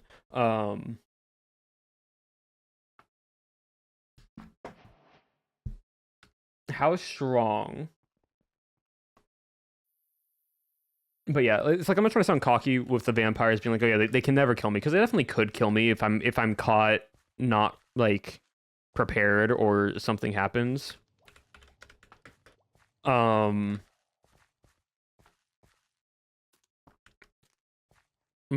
But it definitely is going to be way more difficult.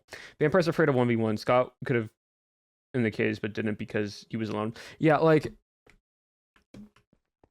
in every 1v1 of vampire fights, if they get low, they run away. And that's Avid, like Avid taunted us, but then as soon as Martin started chasing after Avid ran to the group. Pyro got low, ran from Lagundo.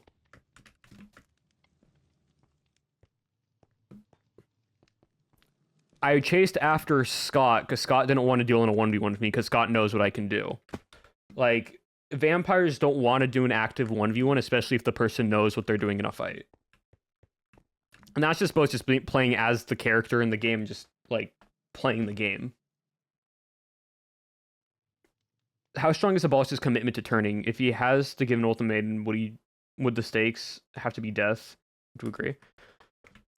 Genuinely, he's not against being turned. He just doesn't want to be turned. Also, Numb Little Crow, thank you for the tier 1. I appreciate it. Like, if like there comes to a point where like he realizes there's no point in fighting, just turn him, he will. But at the same time, he also, if he can make the demand of like, if I can then also kill the person that's turned me, I'm fine with that. But y'all would have to decide that question. Like, y'all would have to decide that. Like the vampires would. Because, like, realistically, he's never said he hated turning or he never wants to be turned. He just doesn't want to be turned to leave. Like, that's just... And there's a really funny reason why, and I have it in my head on why he just doesn't want to be turned. But it's just it's so silly.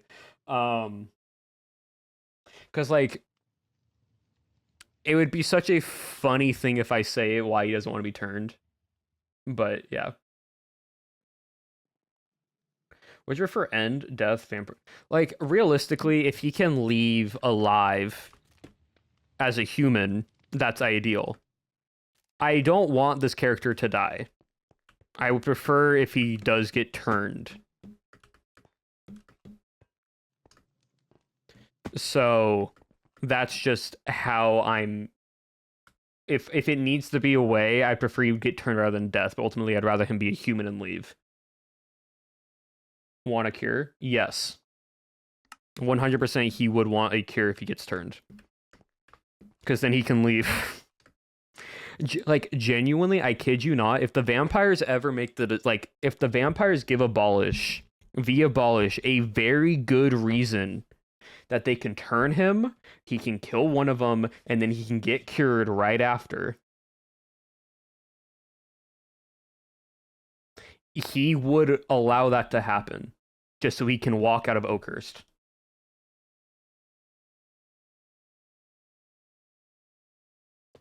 Like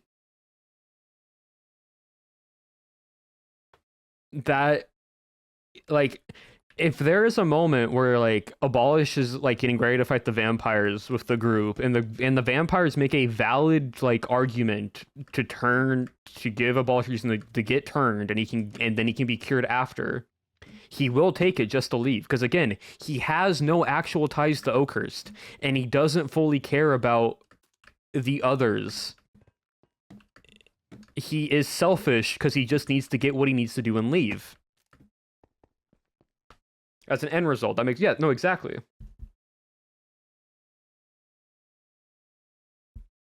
Like he'd be like, yeah, unfortunately, y'all, I'm not gonna help you now. Y'all can defend yourselves. Sorry, but he cares for his own priority because he cares for just wanting to leave. He's been saying that for the past 7+ episodes now.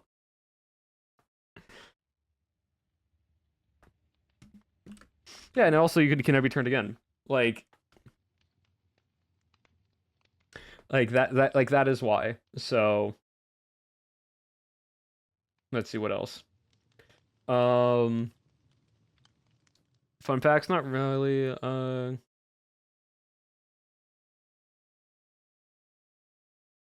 There are probably a few dogs and like a cat or two in the like Morecamp estate.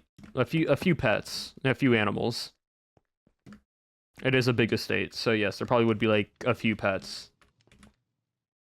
Not a question, more of a statement, but finding your channel and seeing how you format your Vamp SMP episode really scratched my film major itch in my brain, and have been really cool watching and learning your ARG itch on guys. That's cool, I'm glad. Yeah, no, for those who don't know, I did an internship all throughout high school in film and media. We actually worked with a Hollywood studio that taught, which was also a like college that taught students how to do proper film and television, especially into the movie standards. But all 4 years of high school, I did an internship that was ran by this, that was like all managed underneath adults, but ran and filmed by students for doing our sports. We live streamed all our sports stuff. We filmed our sports stuff. We made montages for our sports stuff. We did news. We did our assemblies. We did interviews with local businesses and like dealerships and sports stuff around our high school and around the entire state. And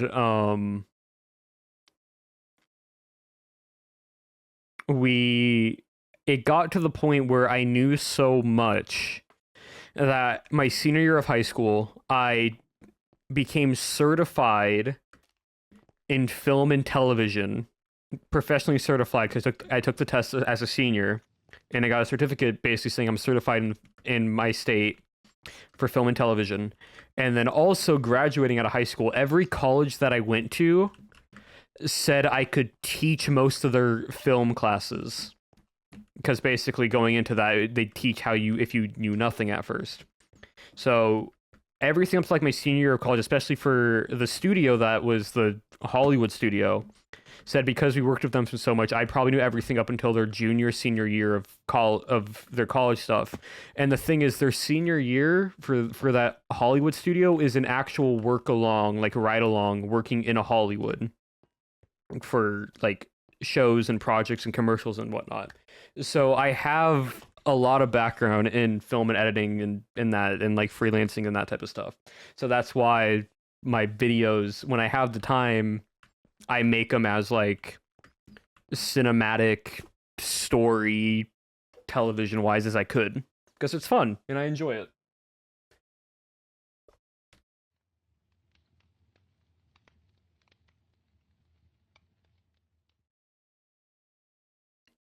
Yeah. So okay, what else? What do you use to set up your vampire practice fight thing?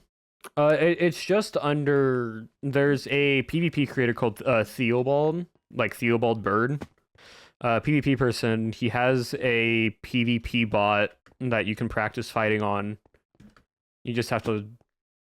You have to just like type it in and you can find it. But then also I just go on to like PvP Club and like PvP Legacy, just to practice fighting stuff. What is like via ball is like with people you consider friends? Friendly? Like I don't really know how to answer that question of like what he's like to the people who can like he just acts like a friend to them.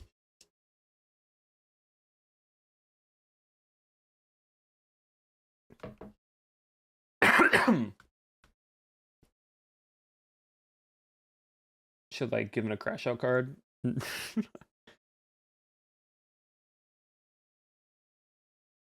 Would a V-Balls choose to turn over fighting? Yeah.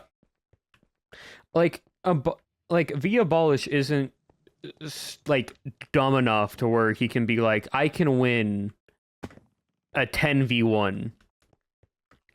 Out of character, I probably could win a 10v1. I would just have to be it wouldn't be fun content though. It would just be entirely for gameplay like wise if he was fighting in a 10v1. It would basically me being like getting people low, playing semi-aggressive, mining underground constantly, getting way more silver than I have on me already. It would be it would be very boring content for both the vampires and me. But if I had enough time to do it, I could. Have a pet, probably a dog. Yeah. Where did I before we know your purposes as to why you would you tell us on stream? Yeah, no, I would probably tell you on stream because it gives more like every bit of lore and information I give y'all when you watch back the videos, a lot of things make a lot more sense of why you started to do things. So that was kind of why. So I probably would. Would he go for the cure when turned? Yes. He would basically go to um he would go and to like Lagundo or Pearl or Martin or whoever has the holy water on them, be like, "Can I have that holy water?" And then he would go and basically like, "We need to permakill whoever turned him."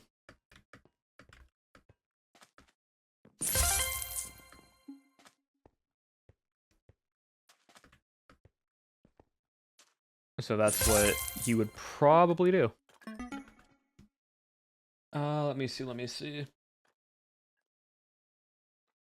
Was there any other okay, so basically the main reason why I wanted to burn down the forest, I wanted to burn down it more, but there's just so much forest and the fire spread didn't spread as much as I wanted it to. Um but like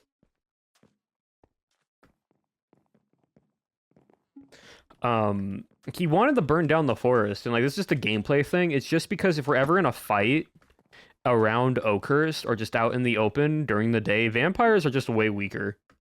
Like their damage is reduced by half. They have their movement is slowed. Like they get like slowness 2 or 3, I think. It's really bad to move around in.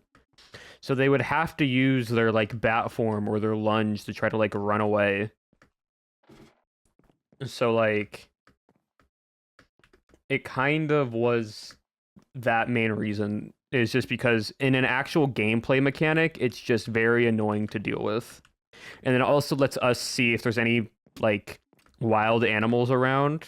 We can just kill them more often because we can see them easier. Same for the vampires, but again, they're out in the daytime. So they would get caught hunting in the day, which means they are slower and weaker.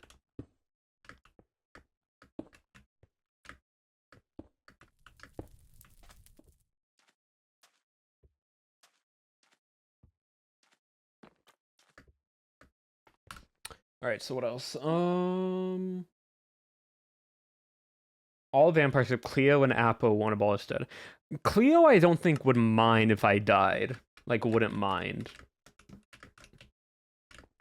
Again, Cleo just wants whoever's side is winning.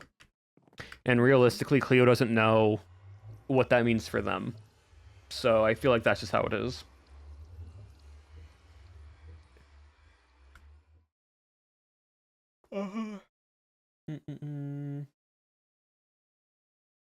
How likely is that tomorrow is the finale? Possibly. It just depends. Because with whatever us humans have planned for tomorrow, could literally turn the tide either way. It's gonna be very interesting tomorrow. Oh, we hit 3K on Twitch? Well, thank you, chat. Like, genuinely, all the support with Twitch and YouTube has been like insane, like crazy. Like I very much appreciate every like support that y'all have given. I'm also trying to catch up with chat right now because I've been scrolling through stuff. But yeah, thank you for that.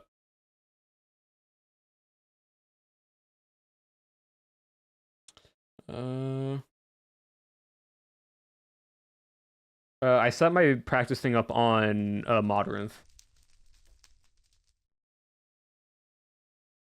If you had between getting what he needs and leaving, what would he choose? Leave. But what makes you think he hasn't already gotten what he's needed? That's something y'all might not realize, is he might have already gotten what he came for way sooner than you realize.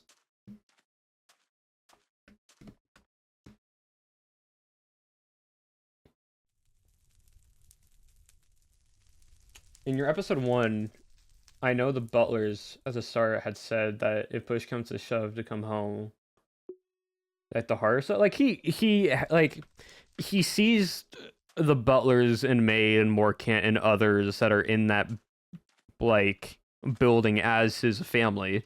He does like treat what they say to heart and like takes into consideration.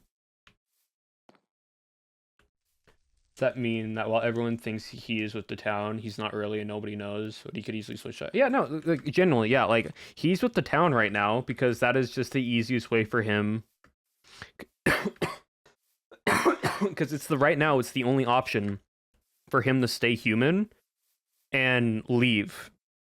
But if the vampires give him a valid choice of like, hey, we're gonna sacrifice one of us for you to turn, he would be like, okay, sure. And he would do so. Like, but again, they have to give a very valid argument to why he would do so.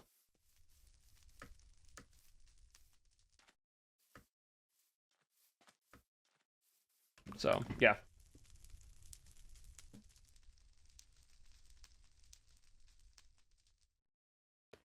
Who would I say is the boss's favorite character outside of like myself's character? Well, look at Milk. Thank you for the 5 gifted. Thank you for that.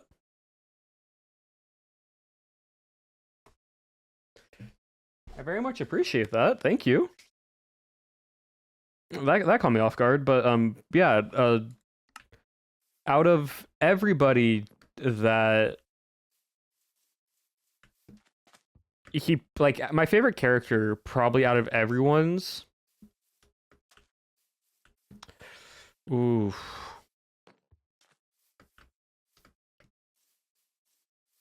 Honestly, I think it have to be either like Scott's character or Lagundo's character with his backstory. I also like Owen's character a lot, but I think like as a genuine like character, like outside of like their content that they make, Owen's character is a really good backstory and is really good. But there's just something about Scott's character and almost this way of like, I'm just a vampire and I've done nothing wrong. I'm just here to have a good time. It's just very funny to me. Because genuinely Scott's character has just been, if y'all don't bother me, I won't bother y'all, which is basically it is abolished to some degree. But as a vampire, it's very funny to like think about. And then Lagundo's character of do no harm because of what his backstory is interesting. The characters that have this very passive approach to stuff is very fun to watch and see what happens around them. It's also thank you for the gifted to Starstrom. I appreciate it. I have seen the Give Abolish a Gun animatic, the kitchen gun. I've watched it. I've laughed multiple times. I have shared it with people. It is very good and it's very funny, and I very much enjoy it. Made fan art, sick.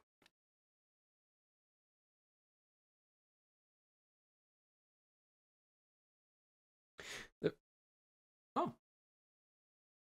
and Numlo Crow, thank you also for the gifted sub.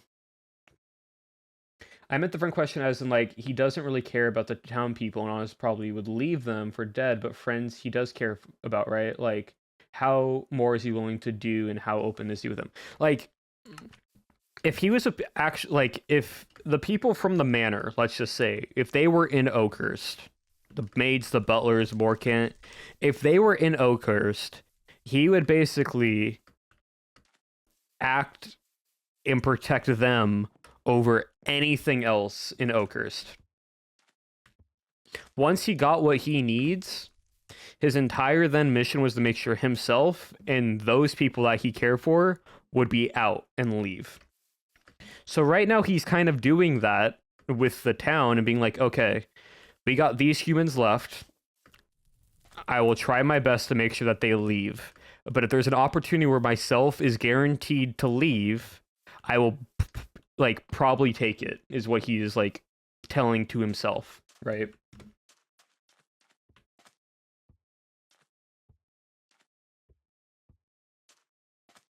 A couple people said Ollie the Orion sound as the original / Scott's sire. That would be so funny because I generally could see that as a story point of Ollie being Scott's sire. Because it makes the most sense of how Scott got turned as a vampire and it being from Ollie.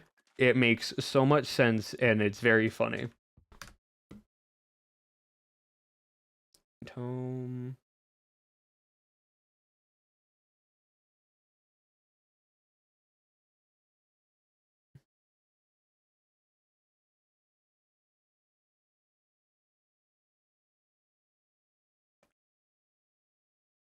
The town, if it gets him what he wants. No, exactly, yeah. 100%.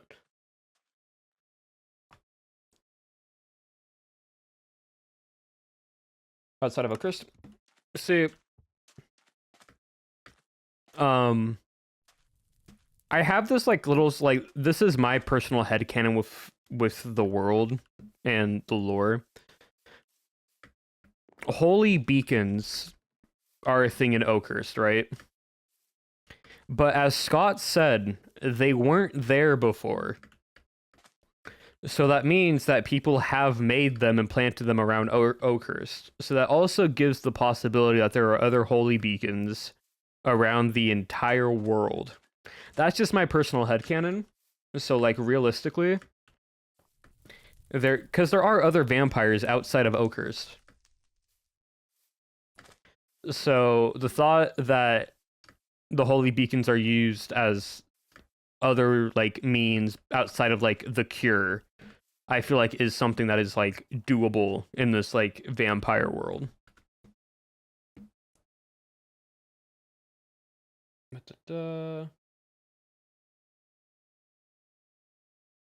Trying to scroll back through.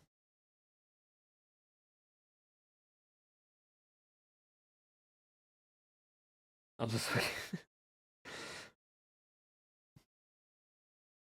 in character who is about, yeah. What episodes am I allowed to watch? I've been like up to 4, I think. Maybe 5. There's I don't think 5, I think up to 4. I think maybe we could watch 5 now. I don't know. But there's been an embargo that no one is allowed to watch episode 7 in the cast. So like none of us know anyone's POV in episode 7 besides what we've talked to each other about in the Discord. And that's just because if there's any planning or plotting that the vampires had, we don't want the humans just to like unideally know. And if there's anything the humans plan, we don't want the vampires to just like know out of character, because it can change how like the things work even if it's out of character. So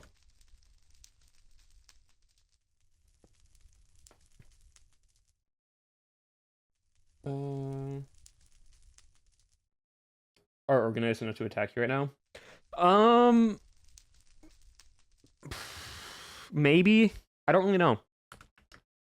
All I know is, and this is out of character, the vampires, because the only episode we were allowed to watch, all of us, was Avid's episode.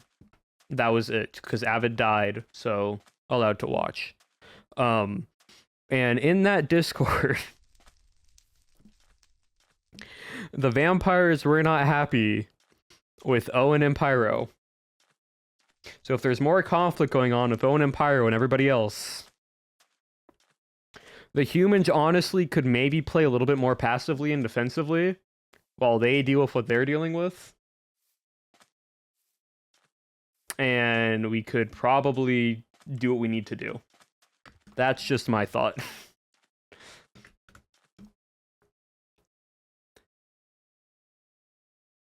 Make them, because like you could do a mini one. That like I'm again, if you want a headcanon thinking that one of the families in the shadow organization makes the beacons and like has placed them around different parts of the world, you can fully think that. But I cannot confirm and say that is 100% canon or not, because that is something that is up to Owen and Apo of like how these beacons work and where they are from. Imagine beacon trauma. Use a beacon later in life, and it's like, nope. I think he would. I think it would just like make him more like cautious and aware, being like, okay, so that means there are vampires around here. So okay, so here's the other thing about it. Humans can't watch anything up until like we cannot watch anything past I think episode 4 or 5. And then everybody was banned from watching anyone else's POV besides Avid for 7, just because he died.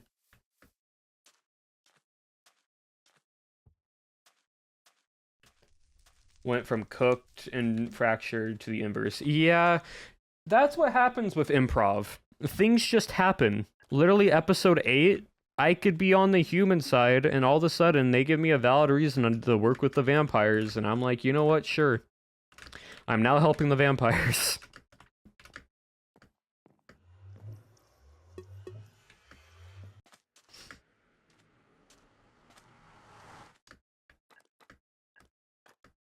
Yeah, making a beacon required a willing sacrifice. Again, why are you getting so angsty to where you're like, oh yes, to make a beacon requires a sacrifice? Bro, like, they could just make them. They're holy beacons. Where does the sacrifice come in for the holiness? This is not Full Metal Alchemist. This is not Full Metal Alchemist. We are not trying to do equivalent exchange here. We're making holy beacons. Emphasis on the word holy. Yeah, multiple families. So for those who don't know, the Shadow Organization is with multiple families. So the Veylock family, Thornvale, and like countless others that are under the Shadow Organization. Which POVs have I been able to watch? I've watched everybody's POV up until like 4, I think. I haven't watched any vampires in a while, just because I don't know what we can and cannot watch. Requires sacrifice? It requires a prayer and some holy water. I don't know where y'all are saying for a sacrifice for holiness. Y'all can get some magic, you get some prayer in there, and then you're good. Did anything surprise us about Old Testament holiness is very closely tied to sacrifice? I mean, you're not wrong, but that's also a crazy thing we're bringing in the Old Testament of Christianity and the Bible into Vampires SMP.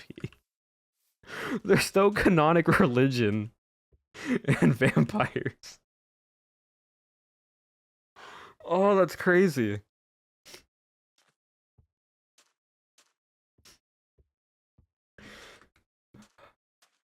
Like, if y'all want to be like they sacrifice goats and sheeps and stuff for your headcanon, sure.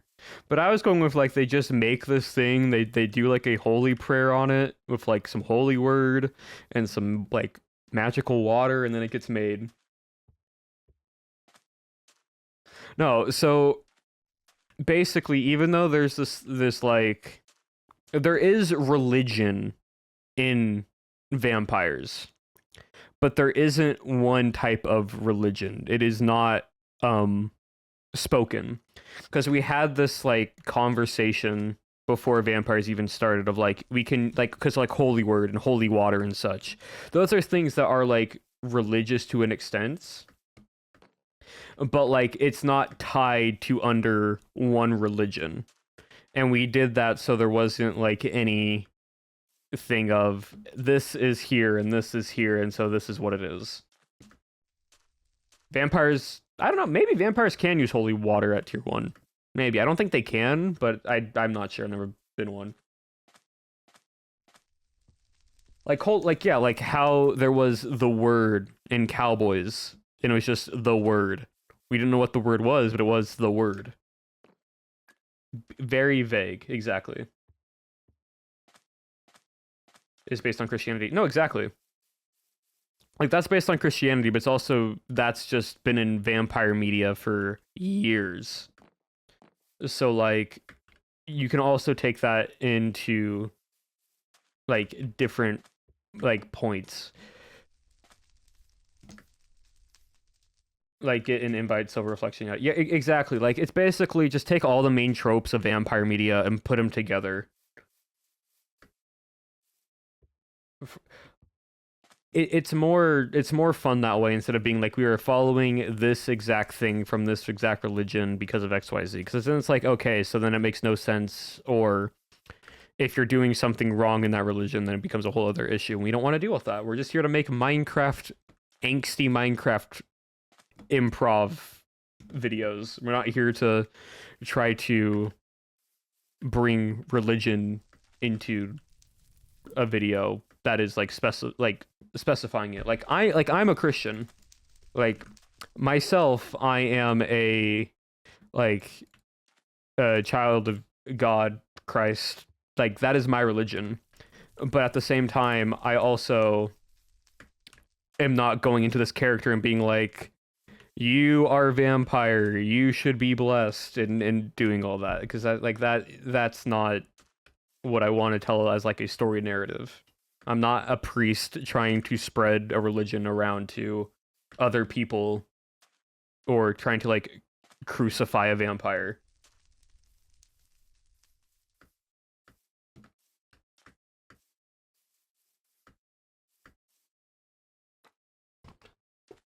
Fellow Christian, exactly. Yeah.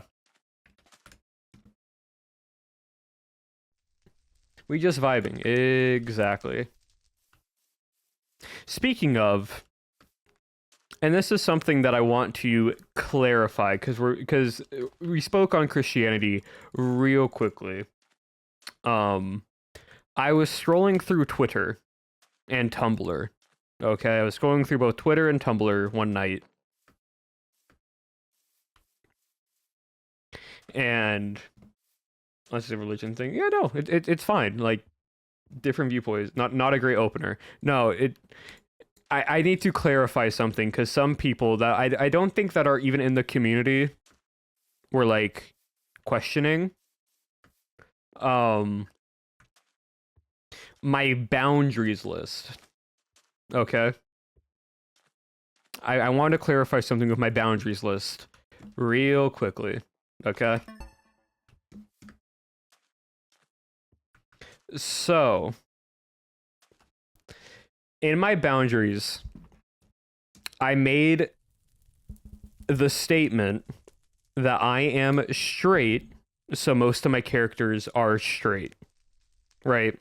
That wasn't me telling anybody that you can't make my character like gay or trans or bi or queer in any regards. I was just letting y'all know that usually most of the time my characters are just going to be a part of me, which is just straight. That doesn't mean you can't write fanfics or do other things for your own like headcanon or AUs for that type of media, okay? Because I like generally whatever y'all want to do,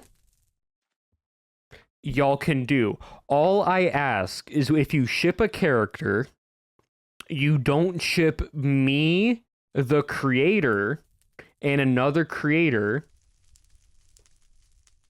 in that regards. The characters are fine as long as they are not a minor, right? That is what I was referencing when it comes to fan fiction and that type of stuff, because again, that's what I do. And the reason why I was just saying I'm straight, so my characters are straight, is that's just like that's a part of me as a person. I just want to let y'all know, because I'm in Vampires SMP. We got a huge diverse cast selection. And so there are people that are like ace, gay, bi, queer in a very much a different like spectrums all across each different cast member. And so I was just wanting to clarify, because I am like, some people might not know like what my like preferences are. So I am the token cis straight white man. Like that's just like I joke about that because I am in this like side of the community. Just an FYI kind of thing, yes. And the reason why I'm wanting to clarify this is because I saw a conversation questioning if I was homophobic just because I said I was straight. And I want to say I'm not homophobic. And just because I am a Christian and that I said I am straight does not mean that. Again, this conversation was with people that were outside of the community, and they just saw the boundary list, and so they jumped to that conclusion. I have no hate against them, and I don't want any hate towards those people if you go looking for it. Like, genuinely, do not bring hate to these people, because they just genuinely did not know and they were questioning it. But I wanted to clarify that confusion just so that people were like aware of it. Just because my boundary list says I am straight, I'm just making that clarification now. It wasn't so much for me being straight, it was I was saying that I was straight is what sort of they were confused about on why I was specifically saying I was like straight. Yeah, being straight in 2025, crazy.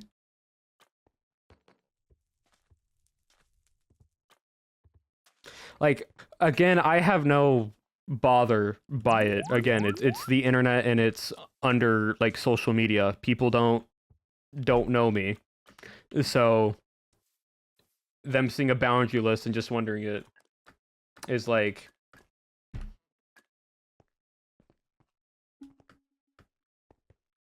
how are you? I'm chill. Like, I saw it, looked at it, I'm like, huh. Might have to clarify a few things. I also know people were a little bit confused because I also saw other confusions about like if people were okay shipping my character with other characters and like doing fan fiction and fan art and such like that. And like I said again, I don't mind it, but just remember my audience is family friendly to a degree. And so like y'all can do whatever fan art and fanfics you want, but just like know the audience that could see it is under that pretense. So like be very much aware of that. Especially like not safe for work type of fan art. Like preferably don't do not safe for work fan art, but I know some people probably have already made some in private and in secretive, and if you want to do that private and in secretive, that's a you thing. Just don't try like spreading it across and like trying to force it into other people. If you want to keep it to yourself when it comes to that type of stuff, that's a you thing. Just don't like trying to be like, look at what I did, because it's like, that's not what I'm here for. My main rule when it comes to like creativity, when it comes to like artists and writers in the fandom, is like I'm very lenient on what y'all do because y'all make some crazy work when it comes to like your guys' headcanons and art and stuff like that, and I love seeing it. My main thing is just don't be weird about it. Don't do like weird things that would make people uncomfortable when it comes to that stuff. And if you want to do stuff that's not that people probably wouldn't be a fan of, just keep it private then. Like if that's something you want to do and you want to keep it close to like your small circle, then do it that way. Pinker sounds like a walking on a lot of eggshells, but we appreciate the open. Yeah, no, like here's the thing, right? Being a and I'll say this right now, being a like cis straight white male in this fandom, I'm constantly having to make myself aware of like the people I am around and the things that I say, because it is a lot like walking on eggshells, because there's this weird little like sort of, what's the word, unconscious bias to some people sometimes, especially in the Minecraft space, because of past Minecraft creators that were white men that like it's a census of like have your barriers up and your walls up. And so I'm just being like, I just have to be aware of it. It's nothing that affects me individually, but that's just like especially with like the creators that I work with. I think everybody in the cast is great. No one has done anything wrong. I've done nothing like wrong to anybody. And we are all like genuinely the Vampires cast. We all have so much fun like recording and like making content and like just hang out in the Discord a little bit afterwards. It's super fun. So like genuinely we vibe and we have fun. But I just wanted to let y'all know and just like clarify that and bring attention towards that of like the whole boundary stuff, because I knew there was some confusion in the writing. So that is all, chat.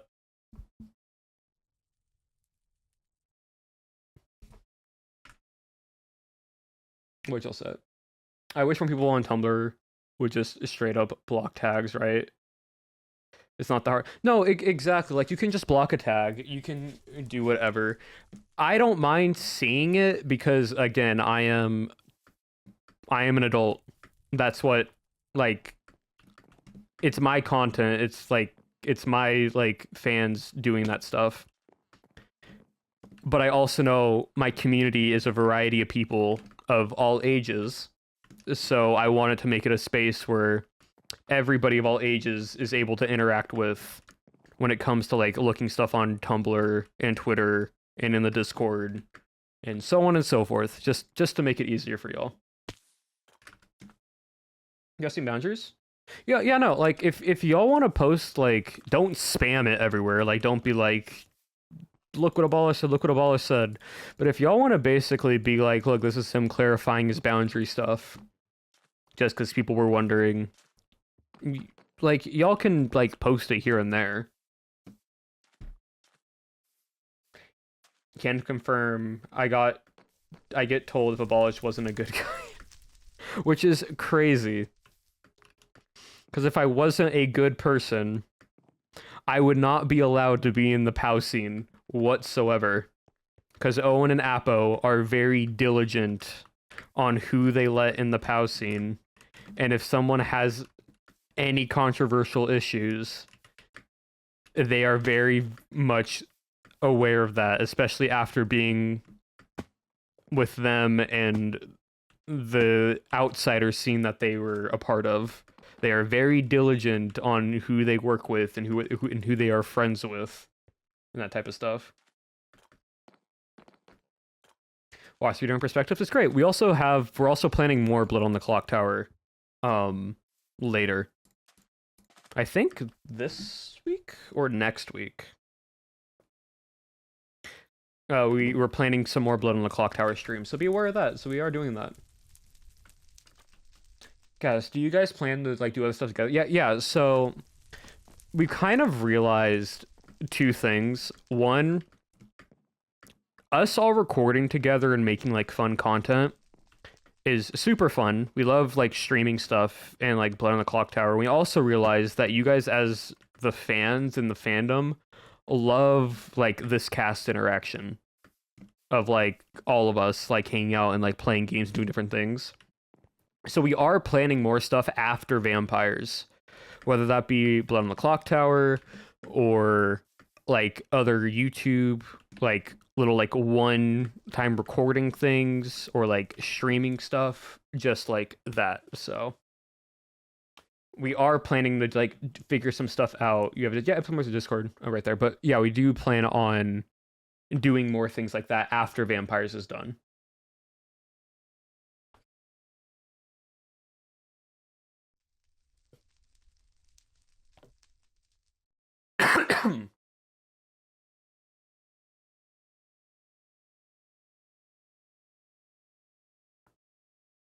But would you? Among Us, probably, yeah.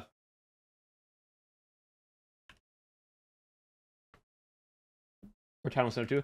If anything, we're most likely gonna play Blood on the Clock Tower as, like, our Among Us Town of Salem type game. And then we'll probably do some other stuff that's planned. Shep? Why is Twitter mad at you? No, I was scrolling and someone thought I was homophobic because I mentioned and clarified that I was straight in my boundaries, so they questioned if I was homophobic because they thought because I said I was straight. Because I'm behind. It's all good. But yes, it is Twitter, if we need to say more. They clearly never saw me in chat. Rinse all the fruitiest creators in the space. That's what I'm saying. Or some, yeah. How dare I be straight? How dare I be a straight white man in the Minecraft space?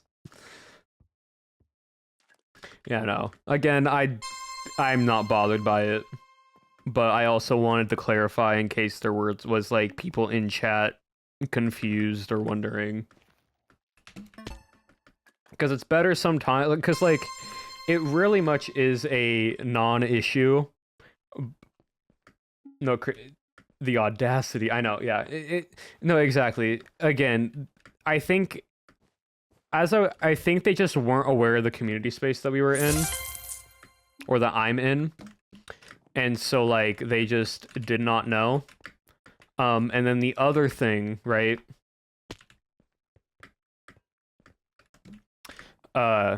is like, it's such a non-issue that I could have just said nothing about it, but at the same time, I'm like, even if I mention it, I'm not going into this with, like, negativity or hostility. I'm just wanting to, like, there are a lot of new people to my,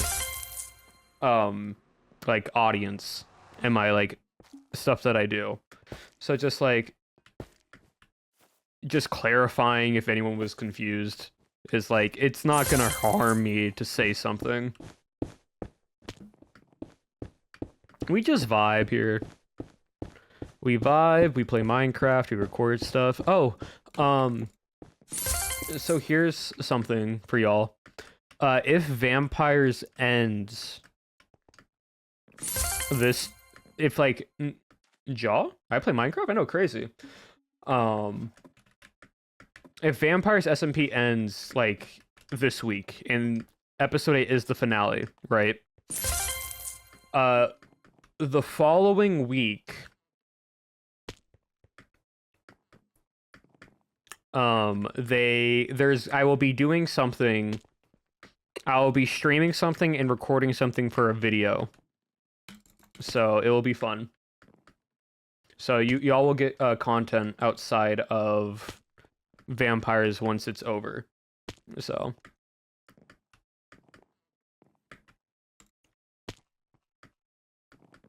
I heard about this. I think you heard about this, Shep.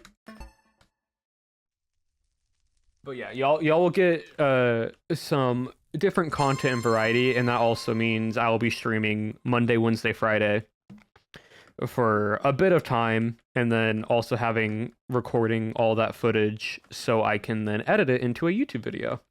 So totally knows what it is. Yeah.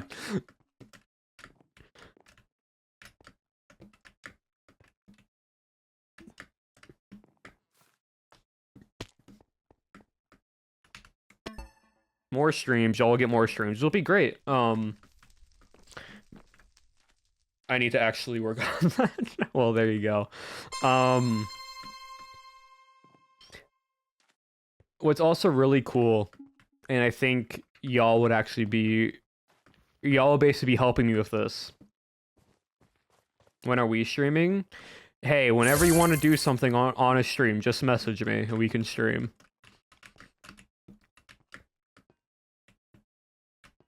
RV there yet? Honestly, that would be so chaotic with Jaw.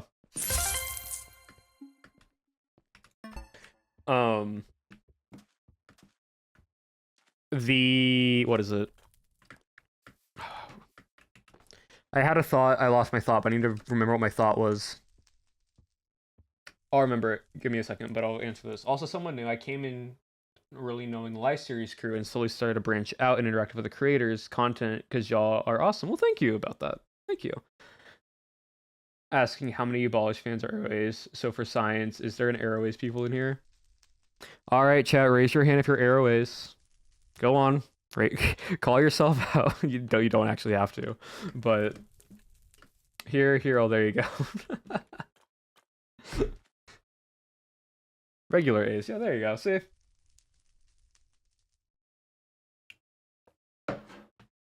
There you go, chat.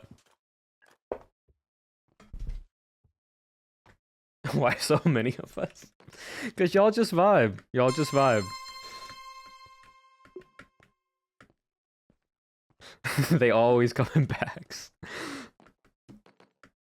Well, I'm glad the Ace community enjoys my content.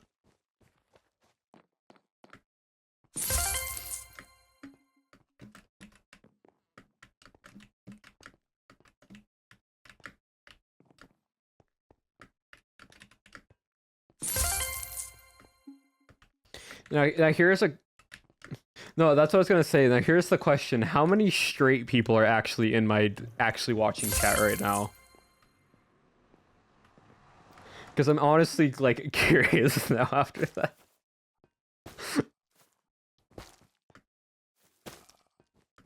We got a few in there.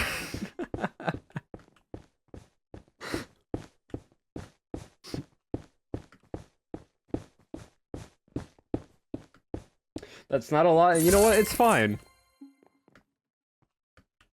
Genuinely, if you are ace, straight, bi, gay, lesbian, queer, in any regards, you are always down and always in a good place here to just watch my content and vibe.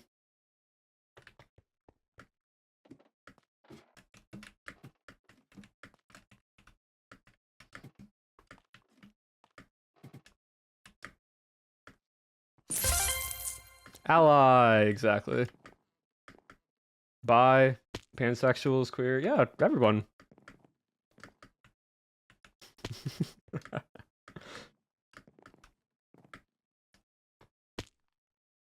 Exactly, chat. I'm gonna put this back up at the top. Yeah. Streamer is welcoming and ally, exactly.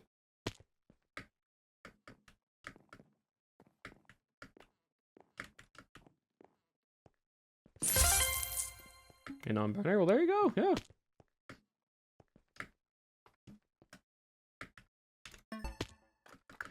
So people see the science. That's funny. Well, yeah, so that's what I was saying, chat.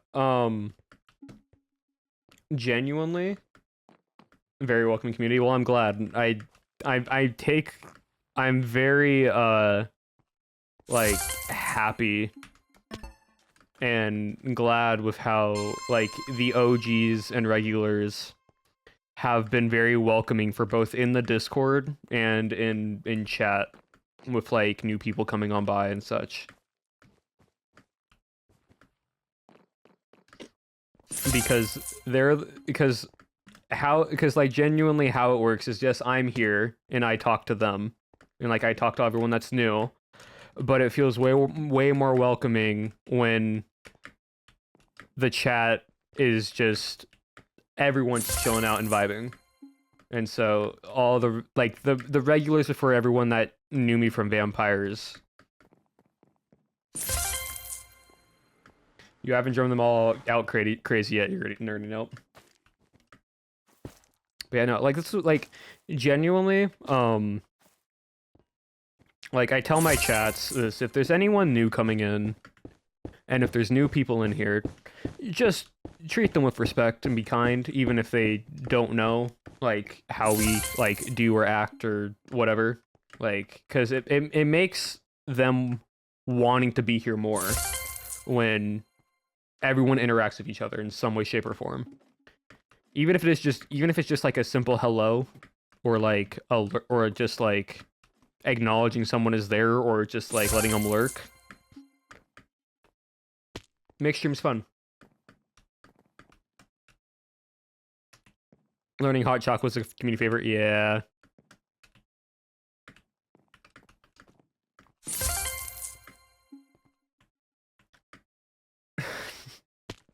But yeah, so this is what I was saying though.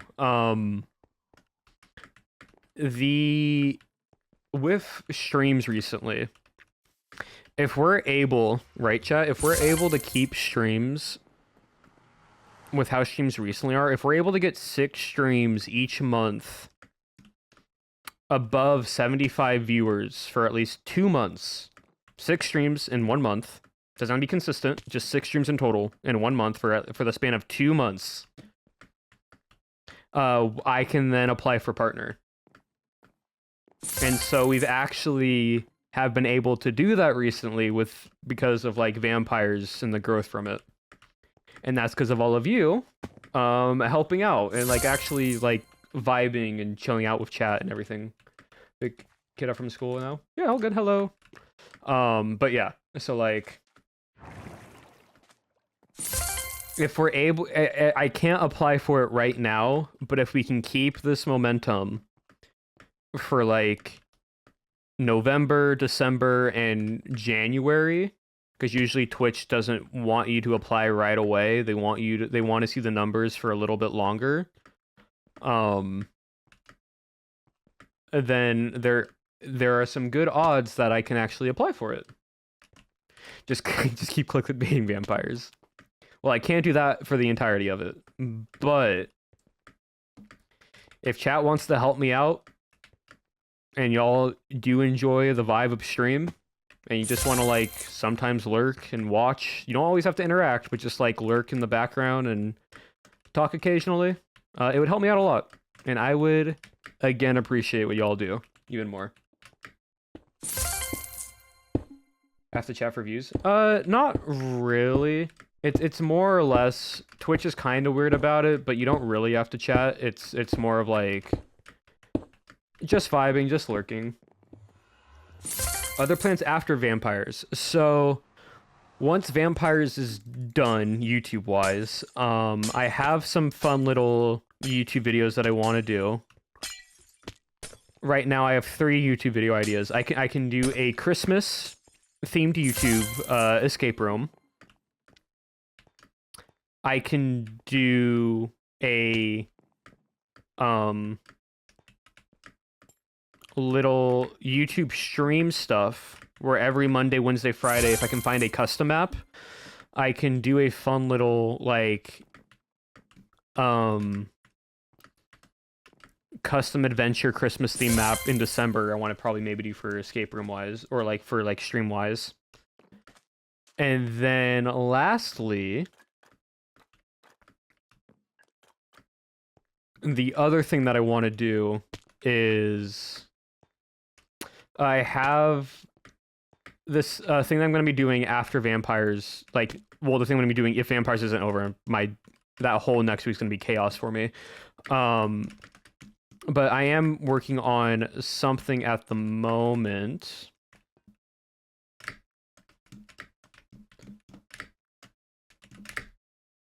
that I'm just 15 seconds over. That would be fun. Go back Christmas, not a Christmas Adventure 2, like just do a simple advent calendar, like custom map. It wouldn't be a YouTube series, it would just be stream stuff. As one of the few sane creators, and now I'm bitching your escape room videos and hooked. Oh, I'm glad. But I also have this fun little mini game idea that I want to get like 3 creators to do. Where it's basically it's almost like a mini game. I'm planning to break the pack. Enough, Shep, enough, depending on what I find. But it's sort of this like game show-esque YouTube video where I am the host and there are 3 creators, and the goal is where the creator can't pick the same block as me, and there's different genres of categories. So it starts easy and then goes difficult. I saw this from a Pokemon YouTube thing where it was like pick an electric type Pokemon, or like pick a Pokemon that has only 2-stage evolutions, and so on and so forth, right? And so basically it'd be like, all right, first one, pick a block that only can be found in the overworld. And then the 3 people would pick a block, and then we all showcase what the block is. If they don't pick the block that I have, they don't get a point. If they do pick the block that I have, they do get a point. The person with the least amount of points wins. And then they would get like a gift of like 5 gifted subs to their like Twitch or something, right? And so it would get, and then also the audience, aka the viewers, could like play along with it and do so. But the idea is it gets harder and harder as it goes, because then they can get to like a one of like pick a block that can only be found in the end. There's not many blocks that can be found in the end.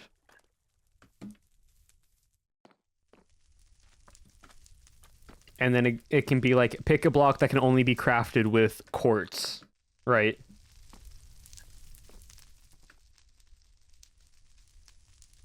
So you would have to then like get smaller and smaller until there's like, pick a piece of armor, and you pick a piece of armor to wear. right? And it doesn't matter what type. It's just you can't pick the same type of armor that I'm gonna wear. So you only have a 25% chance to get it wrong, right? So it can be a helmet, a chest plate, pants, or boots, right? And you would have to pick a piece of armor to wear, right? Or then it's like pick a weapon that you would have to like use, right? And so like it can start getting to the items and like block stuff and so on and so forth. Was dog armor. You would have to wear it. It just can't be. But like it's an idea that I think would be very fun and very silly. And it's very simple to do. It's not anything crazy. But that's a YouTube video I want to do after Vampires. I then have the YouTube video series I'm going to do with what I'm streaming next week. And then any other YouTube video series that I have, so. Because Vampires is fun, episodic series is fun, but my goodness, doing a week worth of content every single week, great, but my gosh, have I been at the computer like 5 to 6 hours a day editing. Because how many flashback shots did I use? How's my back? My back's fine. Like I stretch and I do all that. Like I'm like my back does not hurt, but like it generally is just a load of just work to make sure I get everything done. Because I do like I make my own videos, I edit my own thumbnails. Which, by the way, did y'all enjoy the most recent thumbnail? And my eyes are fine. Blue light glasses, prescription blue light glasses are great. The forest fire? The forest fire scene took like... I spent probably 4 to 5 hours each day from Tuesday getting it done that week, because like that... I have 2 different folders. The fire montage folder has... I didn't use all of them, but I had 80 flashback files. 80 different like files of different shots of the forest burning down and such. So that one had 80, and then Crimson 7 had 150. So a little over 200.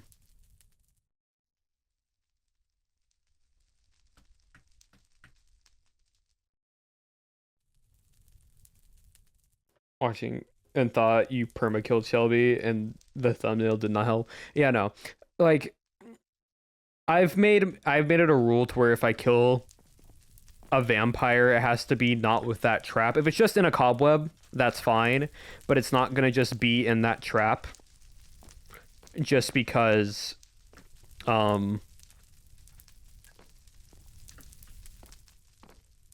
the like thought of them basically being stuck for 15 seconds, then getting silver next to them, then cobwebs. It's not a fun permadeath.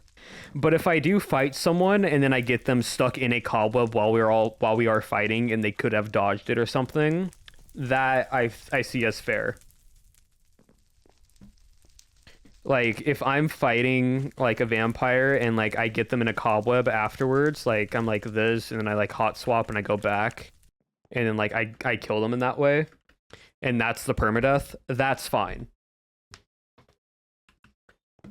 That's what made me switch main POVs. Well, I'm glad, because like in my head I'm like there's gonna be a lot of new people that watch my stuff, and I am the smallest creator out of the bunch in regards to subs and followers, both on Twitch and YouTube. So I was like, I have to put in the effort, and I'm going to use my editing that I know how to do. It's going to take a lot of time each day, but it'll be worth it. And I think genuinely Vampires has been one of my favorite series to actually put together.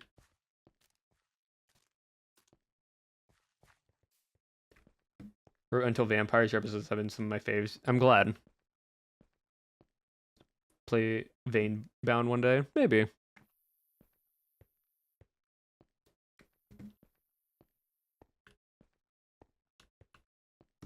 Boom. But I think that's going to be it for today. We're almost 3 hours in, which is around my usual time for streaming. But I think we'll be good for now. So we're raiding someone. And then I will continuously practice PvP throughout the day so I can be fresh and ready for tomorrow. I will then film tomorrow. Depending on how tomorrow goes, I have a few songs that I'm ready to put out. I genuinely, before I go, I want to say this. 3 hours already, crazy. I know. I want to say this. The Rustage Blood rap, right, was such a good way to show my character, because that's basically how I felt. Not so much perma-killing vampires, but having, like, the notion of aggression and confidence to just go in and do stuff. I want to feel terrible.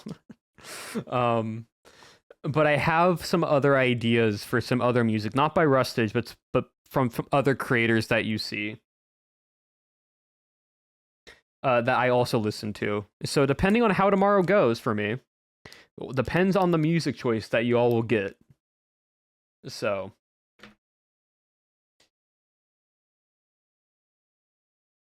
all right, and since Nerdy redeemed a cat redeem, y'all are gonna get a photo of my cat, because that's what that means. So y'all, both in the Discord and on Twitter, if you don't follow me on Twitter, you can there. We'll get a photo of Jax, who is my cat. So that's what that redeem is. So I'll let y'all go. Let's go raid into someone. But once again, chat, thank you for all hanging out with me, and thank you again for all the subs and follows. It's been genuinely crazy. I actually closed out of the music there. Hopefully the audio isn't too crazy. I'm gonna have to check that afterwards. Test 1 2. Okay, yeah, cool. So it is normal. Let's see. Who do you want to rate it into?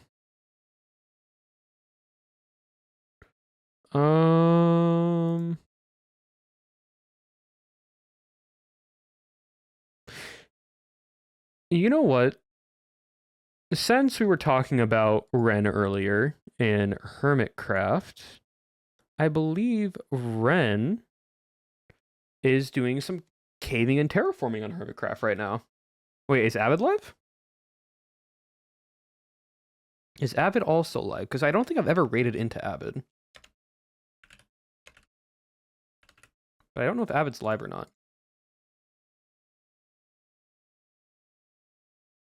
No, Avid ended? Okay, yeah. So we will raid into Ren. Then we will raid into Rendog. Falling off of a Cleo raid. So this is going to be funny. Because Cleo just raided into Avid. Or not Avid, into Ren. So /raid Rendog. Thank you all again, chat. You all have been awesome, amazing, and wonderful. I will see you all next week, where we talk about episode 8, which may or may not be the finale of Vampires. We'll have to see. But thank you all again. You all have been awesome, amazing, and wonderful. Remember, abolish your regret. I will see you all next time.